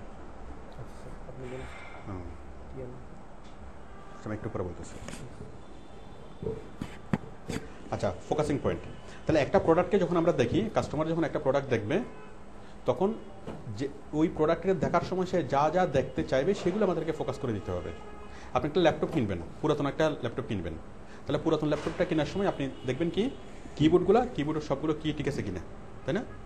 তাহলে কিবোর্ডের একটা ছবি দেওয়া যাবে, ডান পাশে বাম পাশে পোর্ট কয়টা আছে, ইউএসবি পোর্ট কয়টা আছে, তাহলে ডান পাশের একটা ছবি, বাম পাশের একটা ছবি, পিছনের একটা ছবি, তাই না? টোটাল পোর্ট কয়টা আছে, কি পোর্ট আছে, ঠিক আছে? তারপর হলো এখানে অপারেটিং সিস্টেম কত, অথবা এখানে হার্ড ডিস্ক কত, হার্ড ডিস্ক স্পেস কত, র্যাম কত, তাই না? আমরা মাই কম্পিউটারে গিয়ে রাইট বাটনে ক্লিক করে আমরা পাই না, তাহলে হার্ড ডিস্ক এত, র্যাম অত, সেটাকে দেখা যাচ্ছে, সেখানে একটা ছবি, ঠিক আছে? তারপর হ্যাঁ, কোনো স্ক্র্যাচ পড়ছে কিনা, ল্যাপটপটা ইউজ করতে গিয়ে উপরে মানে ফ্রন্টে কোনো স্ক্র্যাচ পড়ছে কিনা, একদম ব্যাকে নিচে কোনো স্ক্র্যাচ পড়ছে কিনা, তাহলে ফ্রন্ট থেকে একটা ক্লোজ ছবি, ব্যাক থেকে একটা ক্লোজ ছবি।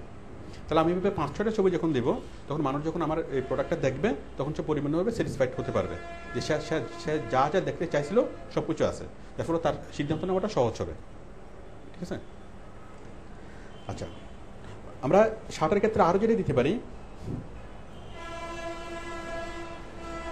বলেন আর কি দেওয়া যায়? আমরা ছবি দেবো 4-5টা, আমরা ইমেজ দেবো, এরপরে আমরা আরও যেটা দিতে পারি সেটা হলো, হ্যাঁ, এই যে জিনিসগুলো আমরা ছবি দিয়ে বোঝালাম, ছবির পরিবর্তে ছবির পাশাপাশি আমরা অ্যানিমেশন দিতে পারি, আমরা ভিডিও দিতে পারি, তাই না? মনে করেন এইটা এই রংটা খুব ভালো, সহজে রং উঠে না, আমরা এই জিনিসটা ছবি দিয়ে দেখানো যাবে না, কিন্তু ভিডিও দিয়ে দেখানো যাবে না? এটাকে একদম খুব ভালো করে ওয়াশ করা হচ্ছে, কিন্তু ওয়াশ করার আগে যা, ওয়াশ করার পরেও তা, তাই না? এটাকে ভিডিও দিয়ে দেখানো যায়। তাহলে কাস্টমার যখন আমার এই প্রোডাক্টটা নিবে, সে যেন খুব ভালোভাবে সিদ্ধান্ত নিতে পারে, আমাদের প্রোডাক্টের প্রতি একটা পজিটিভ মানে ডিসিশন আসতে পারে, সেই জন্য আমরা আমাদের প্রোডাক্টকে উপস্থাপন করব ছবি দিয়ে, অ্যানিমেশন দিয়ে এবং কি ভিডিও দিয়ে, ঠিক আছে? আমরা যে ভিডিওটা বলতেছি, একটা জিনিস খুব করতেছে, মানে কাপড়ের রং উঠতেছে না, সেটা অ্যানিমেশন দিয়ে দেখানো যায়, সেটা ভিডিও দিয়েও দেখানো যায়। তাহলে আমরা পাবলিকের এই ভিউয়ারের কনফিডেন্স গ্রো করার জন্য যে কটা ছবি প্রয়োজন হয় আমরা সেই কটা ছবি দেবো, যত অ্যাঙ্গেলে ছবি তোলার প্রয়োজন হয় তত অ্যাঙ্গেলে ছবি তুলবো। আমরা একটা গাড়ি সেল করব, ঠিক আছে? তাহলে একটা মানুষ যখন গাড়িটা কিনার ডিসিশন মেক করবে, তখন আমরা কি দেবো, গাড়িটা 4-5টা ছবি দেবো। একটা হচ্ছে দূর থেকে একটা ছবি, গাড়ির মানে মডেলটা বোঝার জন্য, ডিজাইনটা বোঝার জন্য। এরপর হচ্ছে বনেট তুলে ইঞ্জিনের ছবি, তারপর হচ্ছে ড্রাইভিং সিটের ছবি, স্টিয়ারিং হুইল, ড্রাইভিং সিটের ছবি, তারপর হচ্ছে পিছনের ছবি, তারপর হচ্ছে ভিতরের ইন্টেরিয়র। ঠিক আছে? তাহলে একটা গাড়িকে যদি আমরা জাস্ট বাইরের একটা ছবি দিই, এটা পারফেক্ট না, এটা দিয়ে খুব তেমন কিছুই বোঝা যাবে না। তাহলে আমরা এমনভাবে ছবিটা দিতে হবে যেন মানুষ পরিপূর্ণভাবে বুঝতে পারে, সিদ্ধান্ত নিতে পারে। তো সেই জন্য একটা প্রোডাক্টে 4-5টা ছবি। আমি কি বুঝতে পারছি? আমরা যখন প্রোডাক্ট ডেসক্রিপশন লিখবো তখন অবশ্যই প্রোডাক্টের অনেকগুলো ছবি দিতে হবে। বাট যখন আমরা আর্টিকেল লিখবো, আমি লিখলাম আমলকির পুষ্টিগুণ, সেখানে একটা ছবি দিলে যথেষ্ট। ঠিক আছে? সেখানে আমলকির অনেকগুলো ছবি, বিভিন্ন অ্যাঙ্গেলের ছবি লাগবে না। ঠিক আছে? তাহলে প্রোডাক্ট ডেসক্রিপশনের জন্য আমরা ভালো একটা টাইটেল দেবো এবং ছবি দেবো 4-5টা ইমেজ দেবো, এবং প্রত্যেকটা ইমেজ থাকবে ফোকাসিং পয়েন্টগুলোকে সিলেক্ট করে। এবং আমার এই ছবিগুলো প্রতিনিধিত্ব করবে কার? আমাদের টাইটেলে যা যা বলা হয়েছে সেই টাইটেলের বিষয়গুলোকে ছবি দিয়ে প্রমাণ করতে হবে। ক্লিয়ার? তাহলে মানুষ যখন আমাদের এটা দেখবে, দেখার পর মানে যখন সে হেডিংটা পড়বে, হেডিংটা পড়ার পর তার মনে একটু কি কোশ্চেন তৈরি হবে, আসলে কি সত্যি? তখন সে ছবির দিকে তাকাবে, ছবির দিকে তাকায় তার মনে হবে কি, হ্যাঁ জি, মনে হয় যে সত্যি। ঠিক আছে? তখন সে ডেসক্রিপশন পড়বে, পরে সে আরও ভালোভাবে এই বিষয়ের প্রতি, এই বিষয়ের মানে জানতে চাইবে। ঠিক আছে? মানে কাস্টমার যখন আমাদের এটা দেখবে, তখন সে প্রথমে হেডিং দেখবে, তারপর ছবি দেখবে, তারপর সে ডেসক্রিপশনে পড়বে। এটুকু দেখার পর সে যখন স্থির হবে, তখন আমরা তাকে ডেসক্রিপশনটা পড়াইতে পারবো।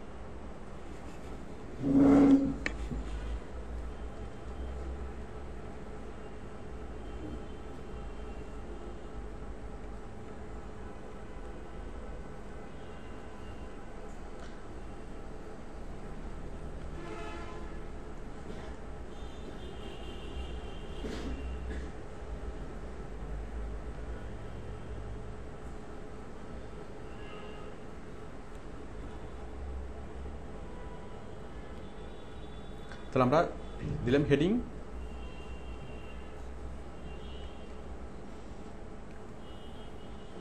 হেডিংয়ের পরে ইমেজের পরে হলো প্রোডাক্ট ডেসক্রিপশন।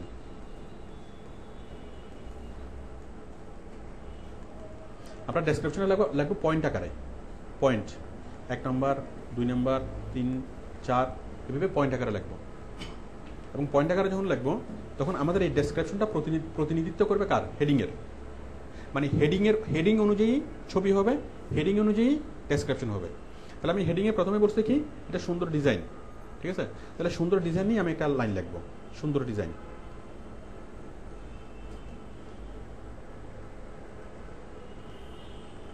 এটা কেন সুন্দর ডিজাইন? এই ডিজাইনের নাম কি? এই ডিজাইনটা কোত্থেকে ইম্পোর্ট হয়েছে, কোত্থেকে এটা মানে ক্রিয়েট হয়েছে? সুন্দর ডিজাইন নিয়ে আমি কি এখানে কিছু কথা লিখবো। 2 নম্বর হলো টেকসই। ঠিক আছে? টেকসই নিয়ে আমি এখানে কিছু কথা লিখবো। এটা কেন টেকসই, কিরকম সুতা দিয়ে তৈরি, ঠিক আছে, টেকসই হবার কারণ কি, এটা নিয়ে আমি কিছু কয়েক লাইন লিখবো। 3 নম্বর হলো উন্নত মানের।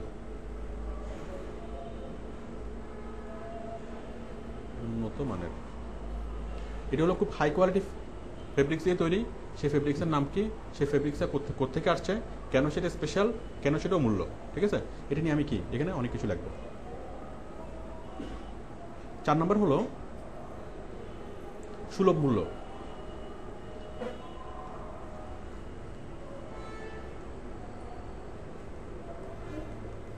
তাই না? সুলভ মূল্য।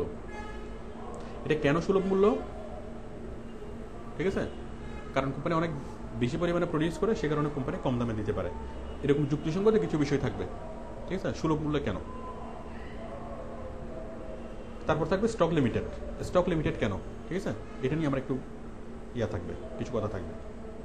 তাহলে আমাদের প্রোডাক্ট ডেসক্রিপশনের আমরা যদি এভাবে লিখি, সুন্দর ডিজাইন লিখে কোলন, এটা হচ্ছে মানে ডেসক্রিপশনের মধ্যে অনেকগুলো হেডিং থাকবে, এবং প্রত্যেকটা হেডিং প্রতিনিধিত্ব করবে কার? আমাদের মূল হেডিংয়ের। ঠিক আছে? সুন্দর ডিজাইন, কেন সুন্দর ডিজাইন সেটা এটা।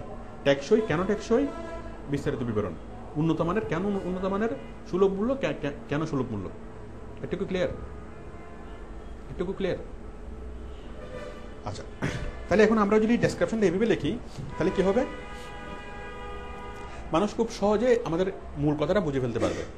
আমরা যদি ডেসক্রিপশনটা যদি রচনার মতো করে লিখি, এক লাইন তার নিচে আবার লাইন তার নিচে আবার লাইন এভাবে যদি করে লিখি, রচনার মতো করে লিখি, তাহলে মানুষ পড়তে বোরিং ফিল করবে, মানুষ পড়তে এটা আগ্রহী হবে না, ঠিক আছে।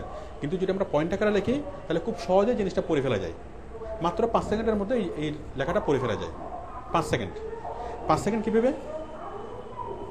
মানুষ জাস্ট হেডিংটা পড়বে, বড়জোর তার 1 সেকেন্ড অথবা 2 সেকেন্ড লাগবে, ছবিটা দেখবে বড়জোর কত 1 সেকেন্ড বা 2 সেকেন্ড, আর ডেসক্রিপশনের মধ্যে জাস্ট কয়টা ওয়ার্ড সে পড়বে, সুন্দর ডিজাইন, টেকসই, উন্নত মান, সুলভ মূল্য, জাস্ট কয়েকটা শব্দ পড়বে, এটা লাগবে তার বড়জোর 1 সেকেন্ড অথবা 2 সেকেন্ড, তাই না। জাস্ট একটা জিনিস দেখবে, দেখার সাথে সাথে সে মূল ভাবটা বুঝে ফেলবে, তাহলে আমাদের কি মেসেজটা আমরা খুব দ্রুত তার কাছে ট্রান্সফার করতে পারবো। এটুকু মেসেজ ট্রান্সফার করার পর সে যদি স্যাটিসফাই হয়, তখন সে আরও ভালোভাবে এই ডেসক্রিপশনের ইয়াগুলো পড়বে, মানে এই হেডিংয়ের ডেসক্রিপশনগুলো পড়বে। মানে প্রথম দেখাতে সে ডেসক্রিপশনগুলো পড়বে না, জাস্ট ডেসক্রিপশনের হেডিংগুলো পড়বে। হেডিংগুলো পড়লেই কি সে মোটামুটি বুঝতে পারবে। সুতির কাপড় 5 নম্বর, 100% কটন, 100% সুতি। তাহলে 100% সুতি, এটার যে সেন্স, আমরা যদি লিখি এই কাপড়খানা 100% সুতি দ্বারা তৈরি করা হয়েছে, সেম সেন্স না? এই কাপড়খানা 100% সুতা দ্বারা, এই কাপড়খানা 100% খাঁটি সুতা দ্বারা তৈরি করা হয়েছে, একটা বিশাল লাইন, তাই না? এই বিশাল লাইনটিকে আমরা অত লম্বা না বলে আমরা খুব সংক্ষেপে বলতে পারি 100% কটন অথবা 100% সুতি, ঠিক আছে, অথবা খাঁটি সুতি। আমরা খুব সংক্ষেপে পুরো লাইনটাকে আমরা এক্সপ্রেস করতে পারি। তো যখন আমরা ওয়েবে লিখবো তখন কখনোই অত লম্বাভাবে লাইন লেখা যাবে না, যেটাকে সংক্ষিপ্তভাবে বোঝানো সম্ভব সেটাকে সংক্ষিপ্তভাবেই লিখতে হবে। বড় করে লিখলে ওয়েবে মানুষ পড়বে না। তার কারণ হলো, যখন আমরা পেপার পড়ি তখন আমরা খুব ধীরে স্থিরভাবে পত্রিকা পড়ি, তাই না? যখন বই পড়ি তখন খুব শান্তভাবে ধীরে স্থিরভাবে আমরা কি পত্রিকা পড়ি, বই পড়ি, কিন্তু আমরা খুব ধীরে স্থিরভাবে নেট ইউজ করি না। যখন আমরা নেট ইউজ করি তখন আমাদের মধ্যে একটা মানে তাড়াহুড়া থাকে, খুব দ্রুত আমরা সব কিছু পড়ে ফেলতে চাই। আর একটা পেপারে যত ভালোভাবে পড়া যায়, মোবাইল স্ক্রিন থেকে অত ভালোভাবে জিনিসটা পড়া যায় না। সেই জন্য মোবাইল স্ক্রিন থেকে অথবা ল্যাপটপ থেকে মানুষ চায় কি কত দ্রুত পড়ে ফেলা যায়, কত দ্রুত পড়ে এটার মর্ম উদ্ধার করে ফেলা যায়, ঠিক আছে। অত দ্রুত অত সময় নিয়ে মানুষ পড়ে না। তো আমাদের লক্ষ্য থাকবে আমরা যে ডেসক্রিপশনগুলো লিখবো, আমরা অনেক কিছু লিখবো, অনেক বিস্তারিত বিবরণ লিখবো, অনেক ভালোভাবে লিখবো, কিন্তু সেটা মাত্র 5 মিনিটের মধ্যেই আমরা সেটাকে মানে উপস্থাপন করব। সরি, 5 সেকেন্ড, ঠিক আছে। এই যে আমরা ডেসক্রিপশন লিখতেছি, ছবি দিচ্ছি, আমরা অ্যানিমেশন দেবো, আমরা এই প্রোডাক্টের ডেসক্রিপশন লিখবো, সব কিছু লিখবো, কিন্তু একটা মানুষকে বুঝিয়ে ফেলতে হবে কয় সেকেন্ডের মধ্যে? 5 সেকেন্ডের মধ্যে। মানুষ জাস্ট এটার দিকে তাকাইয়া জাস্ট 5 সেকেন্ড দেখবে, 5 সেকেন্ড দেখলে কি সে সব কিছু বুঝে ফেলবে যে এটাতে কী বলতে চাইছে, ঠিক আছে। এই 5 সেকেন্ডের মধ্যে যদি আমরা তার মধ্যে অ্যাট্রাকশনটা তৈরি করতে পারি, আমাদের এই প্রোডাক্টটা একটা ইম্পর্টেন্ট প্রোডাক্ট, এটা এক্সেপশনাল প্রোডাক্ট, এবং এই প্রোডাক্টটা নাই, এবং এই প্রোডাক্টটা তার জন্য দরকারি, ঠিক আছে, তার জন্য দরকারি, এবং এই প্রোডাক্টটা না হলে তার লাইফটা অর্থহীন, ঠিক আছে। এটা যদি আমরা তাকে বুঝাতে পারি তাহলে কী হবে? তখন সে প্রোডাক্টটা কিনতে আগ্রহী হবে না, ঠিক আছে। মানে এই প্রোডাক্টটা না হলে আপনার লাইফ অর্থহীন, এই জিনিসটা বোঝানোটা খুব গুরুত্বপূর্ণ। কারণ একটা শার্ট বিক্রি হবে, হ্যাঁ, এখন এই শার্ট কি মনে করেন একটা ছেলের তার 20টা শার্ট আছে, অনেকগুলো শার্ট আছে, হ্যাঁ, এখন যার শার্ট আছে তার কাছে কীভাবে বিক্রি হবে? তাকে যে কোনোভাবে বুঝাতে হবে যে এটা এমন একটা জিনিস যে জিনিসটা না কিনলে কি তুমি আপ টু ডেট না, তুমি স্মার্ট না, হ্যাঁ, এই জিনিসটা কিনলে স্মার্ট। আমি কি বুঝতে পারছি? মানুষের মধ্যে কৃত্রিম শূন্যতা তৈরি করা। যাই হোক, এগুলো বড় বড় মাল্টিন্যাশনাল কোম্পানিগুলোর স্ট্র্যাটেজি। তাহলে মূল স্ট্র্যাটেজিটা বুঝে গেল। জিনিসগুলো লিখতে হবে খুব, আমরা অনেক কিছু লিখবো কিন্তু বুঝে ফেলবো মাত্র 5 সেকেন্ডের মধ্যে। আপনি একটা প্রোডাক্ট ডেসক্রিপশন লেখার পর আপনি নিজে পড়ে দেখবেন যে 5 সেকেন্ডের মধ্যে সেটা বোঝা যাচ্ছে কিনা। যদি বোঝা যায় তো ওকে, ঠিক আছে। তাহলে আমরা এই ডেসক্রিপশনগুলো পয়েন্ট আকারে লিখবো এবং এখানে বিস্তারিত বিবরণ লিখবো। তাহলে মানুষ যখন প্রথম দেখবে, প্রথম দেখার সময় সেই বিবরণগুলো পড়বে না, এই যে পরবর্তীতে যে এগুলো থাকবে সেগুলো পড়বে না। 5 সেকেন্ডের মধ্যে এগুলো বাদ দিয়ে সে হেডিং দেখবে, ইমেজ দেখবে এবং ডেসক্রিপশনের হেডিংগুলো দেখবে, সে 5 সেকেন্ডের মধ্যে বুঝে যাবে। 5 সেকেন্ডের মধ্যে যদি সে ইমপ্রেস হয়, তখন সে এই ডেসক্রিপশনের হেডিংয়ের পাশে লাইন বাই লাইন সে পড়বে, ওরা আরও ভালোভাবে জিনিসটা বোঝার চেষ্টা করবে। যখন পড়বে সে তখন আরও বেশি ইমপ্রেস হবে, তাই না? তখন সে একটা ডিসিশন মেক করবে, ঠিক আছে? কেনার জন্য একটা ডিসিশন সে মেক করবে। কেনার জন্য যখন সে ডিসিশন মেক করবে, তখন আমরা অ্যাট লাস্ট নিচে কি দেব? কন্ট্যাক্ট দেব।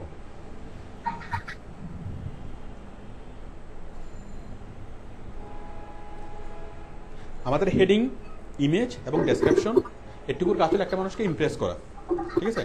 যখন মানুষ ইমপ্রেস হয়ে গেল, তারপর সে দেখবে কি যে আমি প্রোডাক্টটা কীভাবে পাবো, অথবা প্রোডাক্টটার সেলার কারা, তাদের সাথে কীভাবে যোগাযোগ করব। আপনারা অনলাইনে যারা ক্লাস করছেন, আপনাদের মাইকগুলো অফ করে রাখেন।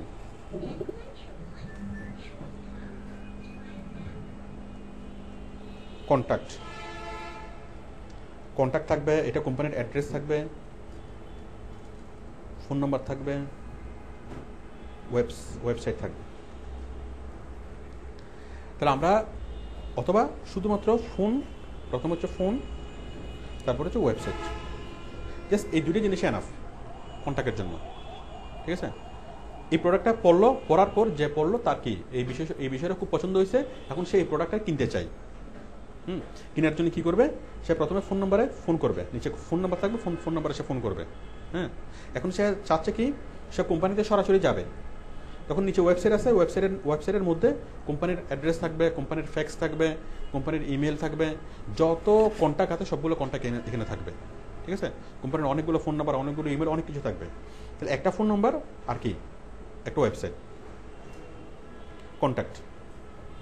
তাহলে আমরা একটা মানুষকে কি করতেছি এই প্রোডাক্ট ডেসক্রিপশনের মাধ্যমে, ধরেন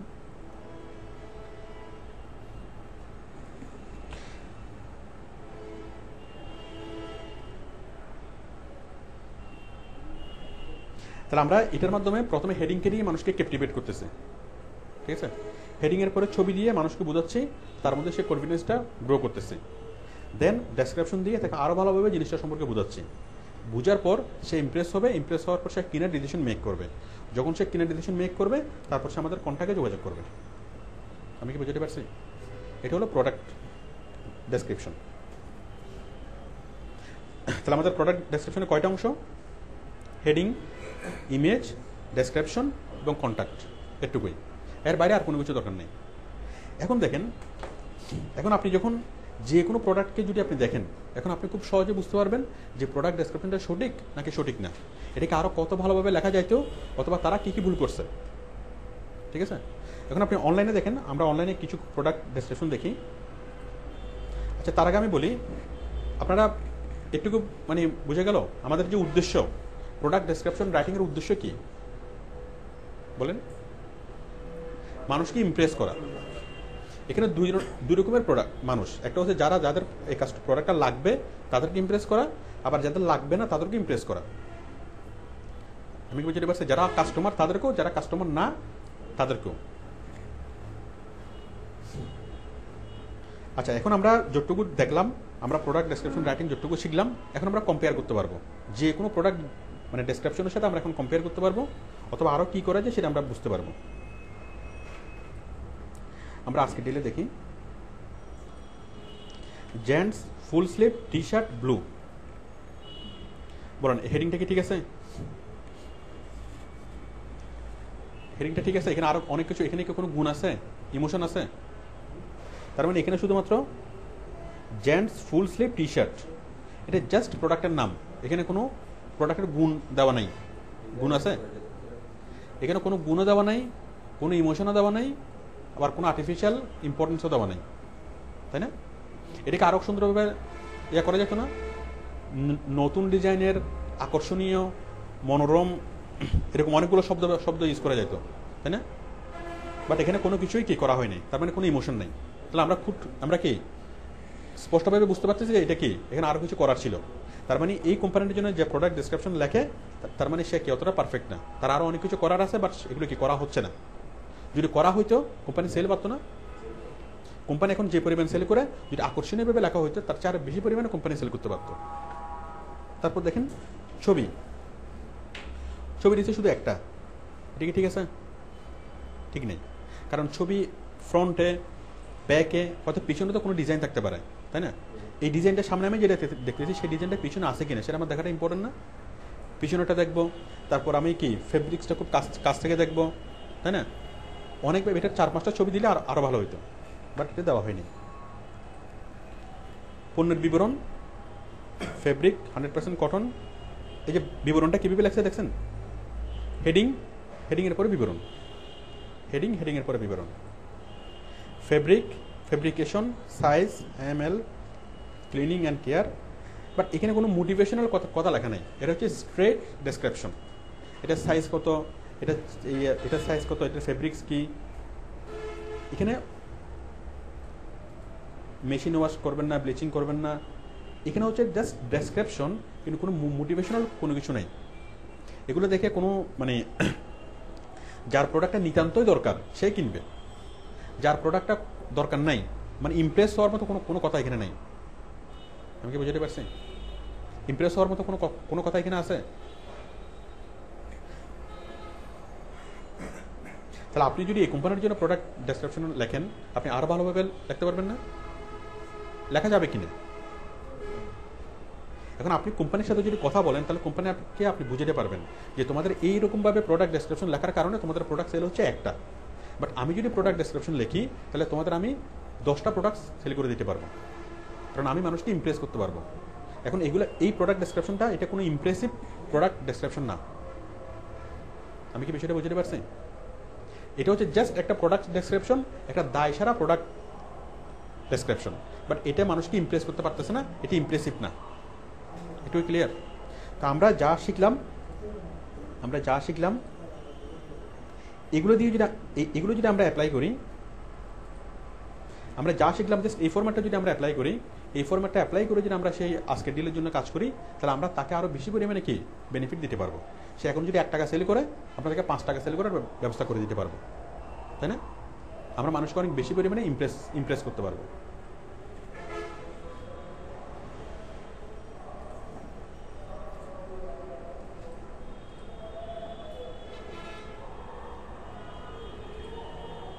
তাহলে বলেন, আমরা প্রোডাক্ট ডেসক্রিপশনের মাধ্যমে যে কোনো একটা কোম্পানিকে একটা অর্থবহ বেনিফিট দিতে পারবো কিনা, মানে কোম্পানির অর্থবহ উপকার করে দিতে পারবো কিনা?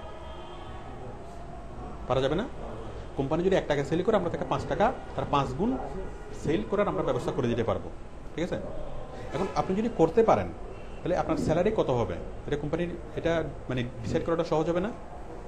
আপনি যদি কোম্পানির 5 গুণ ইনকাম বাড়িয়ে দিতে পারেন, সেক্ষেত্রে কোম্পানি আপনাকে কত টাকা স্যালারি দেবে, আপনি কোম্পানির জন্য কী পরিমাণ ইম্পর্টেন্ট, মানে নিজের ইম্পর্টেন্সটা আপনি খুব সহজে কি মানে উপস্থাপন করতে পারবেন। এবং আপনি যে অতি দ্রুত, আপনি একজন ইম্পর্টেন্ট পার্সন, আপনি প্রোডাক্ট ডেসক্রিপশন লেখার পর থেকে কোম্পানির সেল বাড়তেছে, ঠিক আছে? স্বাভাবিকভাবে আপনি কোম্পানির কি অনেক বেশি গুরুত্বপূর্ণ একজন পার্সনে পরিণত হবেন।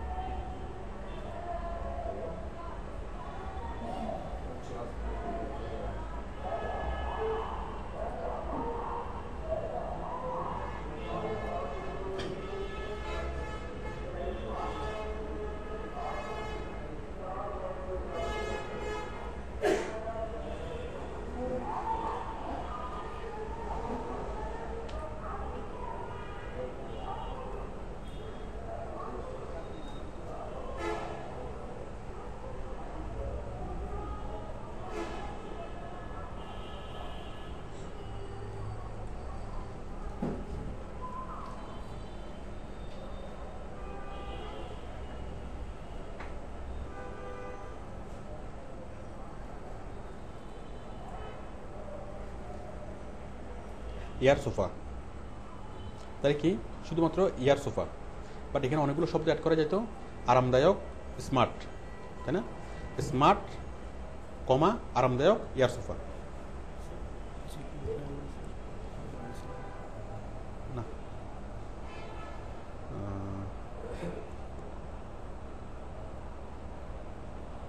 নিয়ে যেতে যাও,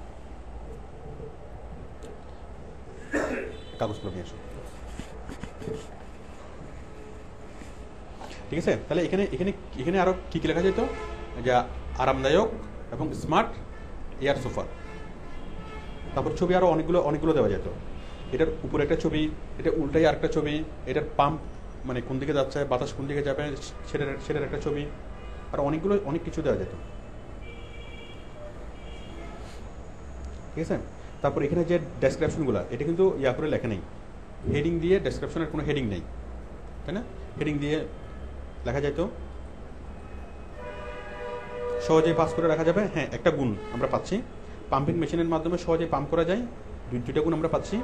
100 কেজি পর্যন্ত ভার বহন করতে সক্ষম, 3টা গুণ পাচ্ছি, made in China, colour random, বিভিন্ন কালারে পাওয়া যাবে, মেড ইন চায়না। যাই হোক, এগুলো না, আমরা এই 3টা গুণ পাচ্ছি, ইমপ্রেস করার জন্য 3টা গুণ। ঠিক আছে, তাহলে ওরা ইমপ্রেস করার জন্য যে 3টা গুণ লেখছে, আমরা সেগুলোকে আরও বেশি ইমপ্রেসিভ করতে পারি। কীভাবে? সহজেই ভাঁজ করে রাখা যাবে, যার ফলে কম স্পেসও ব্যবহারযোগ্য, মানে ঘরের কম স্পেসের মধ্যেও সেটা ব্যবহার করে রাখা যাবে। পাম্পিং মেশিনের মাধ্যমে সহজে পাম্প করা যায়, প্রায় 100 কেজি পর্যন্ত ভার বহন করতে পারে। আমরা যদি চিন্তা করি, এটাকে নিয়ে আমরা আরও কিছু ইমপ্রেসিভ কথাবার্তা পাবো, আরও বেশি আমরা কি মানে গুণগুণ পাবো।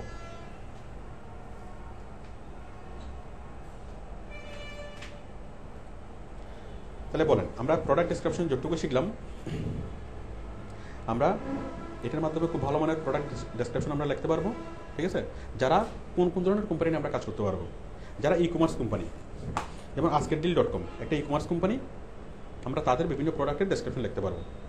ঠিক আছে, তারপর চিটংয়ে একটা আছে ইশপ, না সিডিজি শপ, বাংলাদেশে এরকম প্রায় 20-30টা ইয়ে আছে, ই কমার্স কোম্পানি আছে, আপনি ই কমার্সগুলোর জন্য কাজ করতে পারেন। ঠিক আছে, সিডিজি শপ,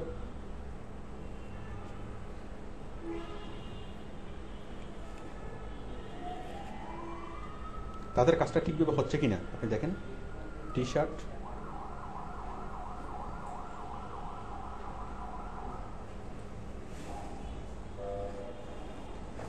বলেন তাদের কাজটা কি ঠিকভাবে হচ্ছে? পণ্যের নাম বোট টি শার্ট, পণ্যের কোট এত, দাম এত, ছবি দিছে, কোনো ডেসক্রিপশন দেওয়া নেই, ইমপ্রেসিভ কোনো কথাবার্তাই নেই, কোনো ইমপ্রেশন নাই, কোনো ভালো কোনো ডেসক্রিপশন নাই, ভালো কোনো হেডিং নেই। বলেন তাদের কাজটা কি ঠিকমতো হচ্ছে? তাহলে এই যে সিডিজি শপের মানে প্রয়োজন আছে না, একজন ভালো কন্টেন্ট রাইটারের প্রয়োজন আছে না, একজন না একাধিক প্রয়োজন। askeddeal বাংলাদেশের সবচেয়ে বড় ই কমার্স সাইট হলো askeddeal। তাহলে askeddeal-এর মানে এরকম খারাপ অবস্থা, আর বাকিদের অবস্থাটা খুবই খারাপ। তারপর দেখেন রং বিডি,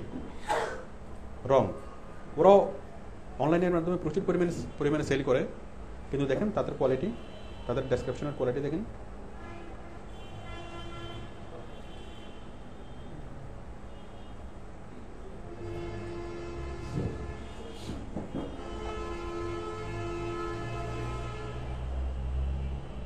ছবি,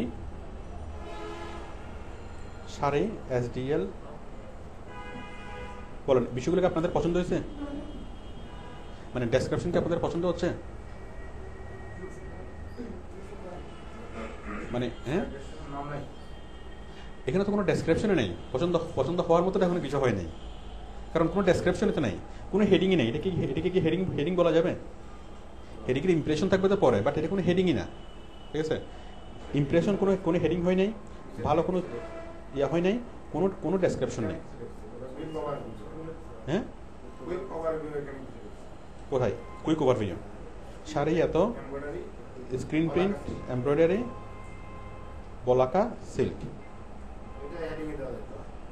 হ্যাঁ, জাস্ট একটুকু ইম্পর্টেন্ট, একটুকু দিয়ে মানুষ ইমপ্রেস হবে না। কারণ আমি যদি বলি যে এমব্রয়ডারি করা শাড়ি অনেক পাওয়া যাবে, স্ক্রিন প্রিন্ট করা শাড়ি অনেক পাওয়া যাবে, বলাকা সিল্কের শাড়ি অনেক পাওয়া যাবে, কিন্তু এগুলো হওয়া সত্ত্বেও আমার এটা কেন এক্সেপশনাল সেই জিনিসটাকে এখানে বলা হয় নাই। কোনো মানুষ যদি জিজ্ঞেস করে যে আমি অমুক শোরুম থেকে না কিনে এই শাড়িটা কেন কিনবো, তাহলে এটার অ্যান্সারটা এখানে নেই। ঠিক আছে, আমরা যখন একটা প্রোডাক্ট ডেসক্রিপশন লাগবে, তখন সেখানে একটা সুস্পষ্ট একটা অ্যান্সার থাকবে যে আমি অমুক কোম্পানির না কিনে তোমার কোম্পানির প্রোডাক্ট কেন কিনবো, সেটার অ্যান্সারটা কোথায় থাকবে? ডেসক্রিপশনের মধ্যে দেওয়া থাকবে। কেন কিনবেন? কারণ আমাদের এটা কেনাটাকে যে অনেক দিক দিয়ে সুবিধাজনক। হ্যাঁ, আপনি আমাদের এটা কিনলে আপনি বেনিফিটেড হবেন। ঠিক আছে, এটা অনেকভাবে এটা বোঝানো যায়। কোনটা? আচ্ছা, এডিশনাল ইনফরমেশন কই?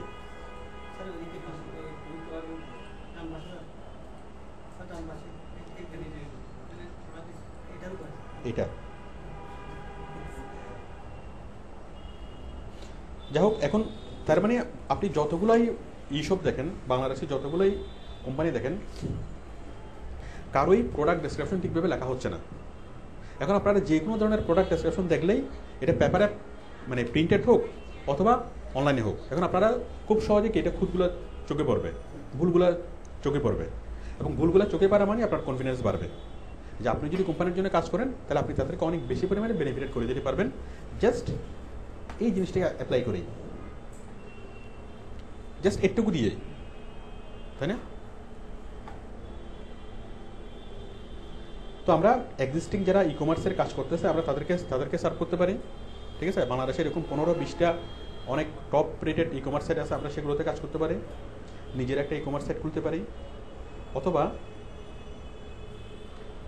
বিভিন্ন মানে ব্র্যান্ড, ধরুন পার্সোনা একটা ব্র্যান্ড, ডায়মন্ড ওয়ার্ল্ড একটা ব্র্যান্ড, তাহলে ডায়মন্ড ওয়ার্ল্ডের জন্য আমরা কাজ করতে পারি, যে কোনো ধরনের প্রোডাক্ট বেসড কোম্পানির জন্য আমরা কাজ করতে পারি, একটা চাইনিজ রেস্টুরেন্ট আমরা সেটার জন্য কাজ করতে পারি।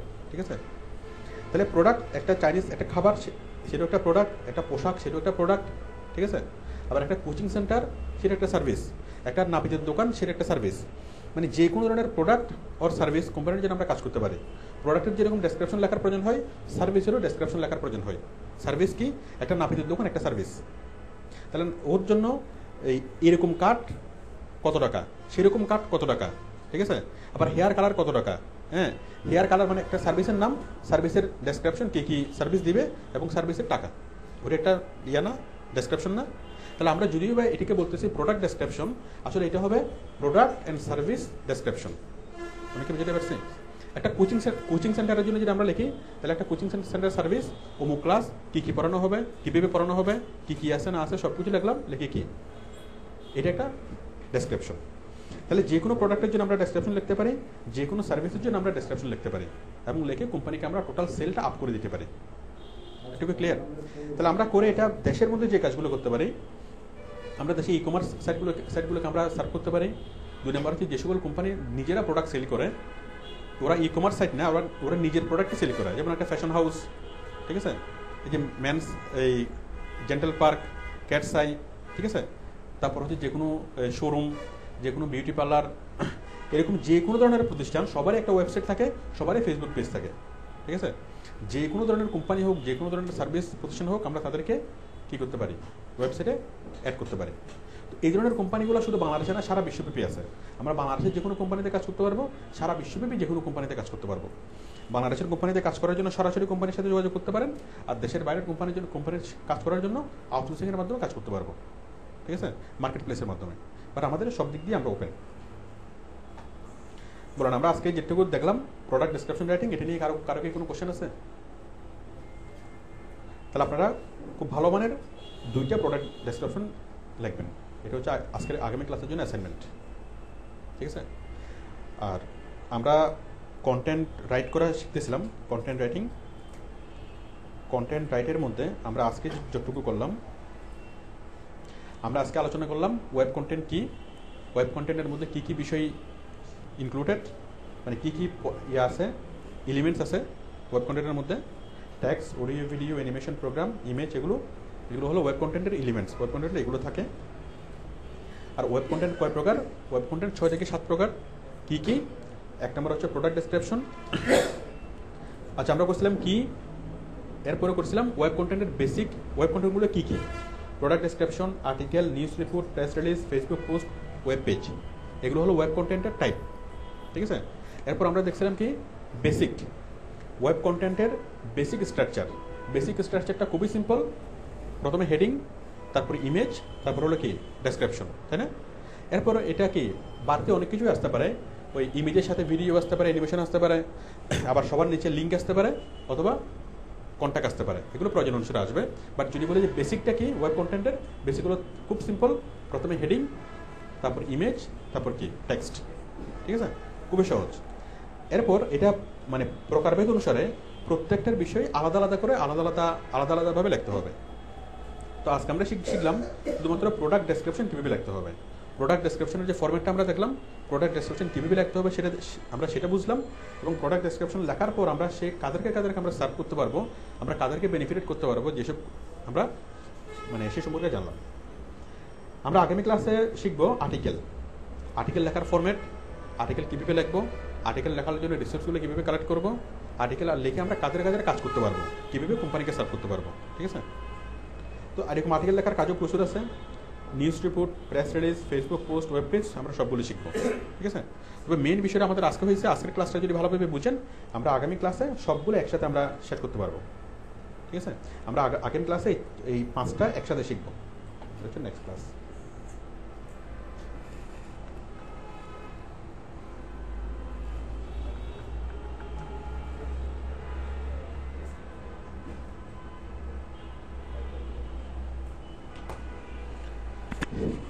আজকের ক্লাস নিয়ে কার কোনো কোশ্চেন?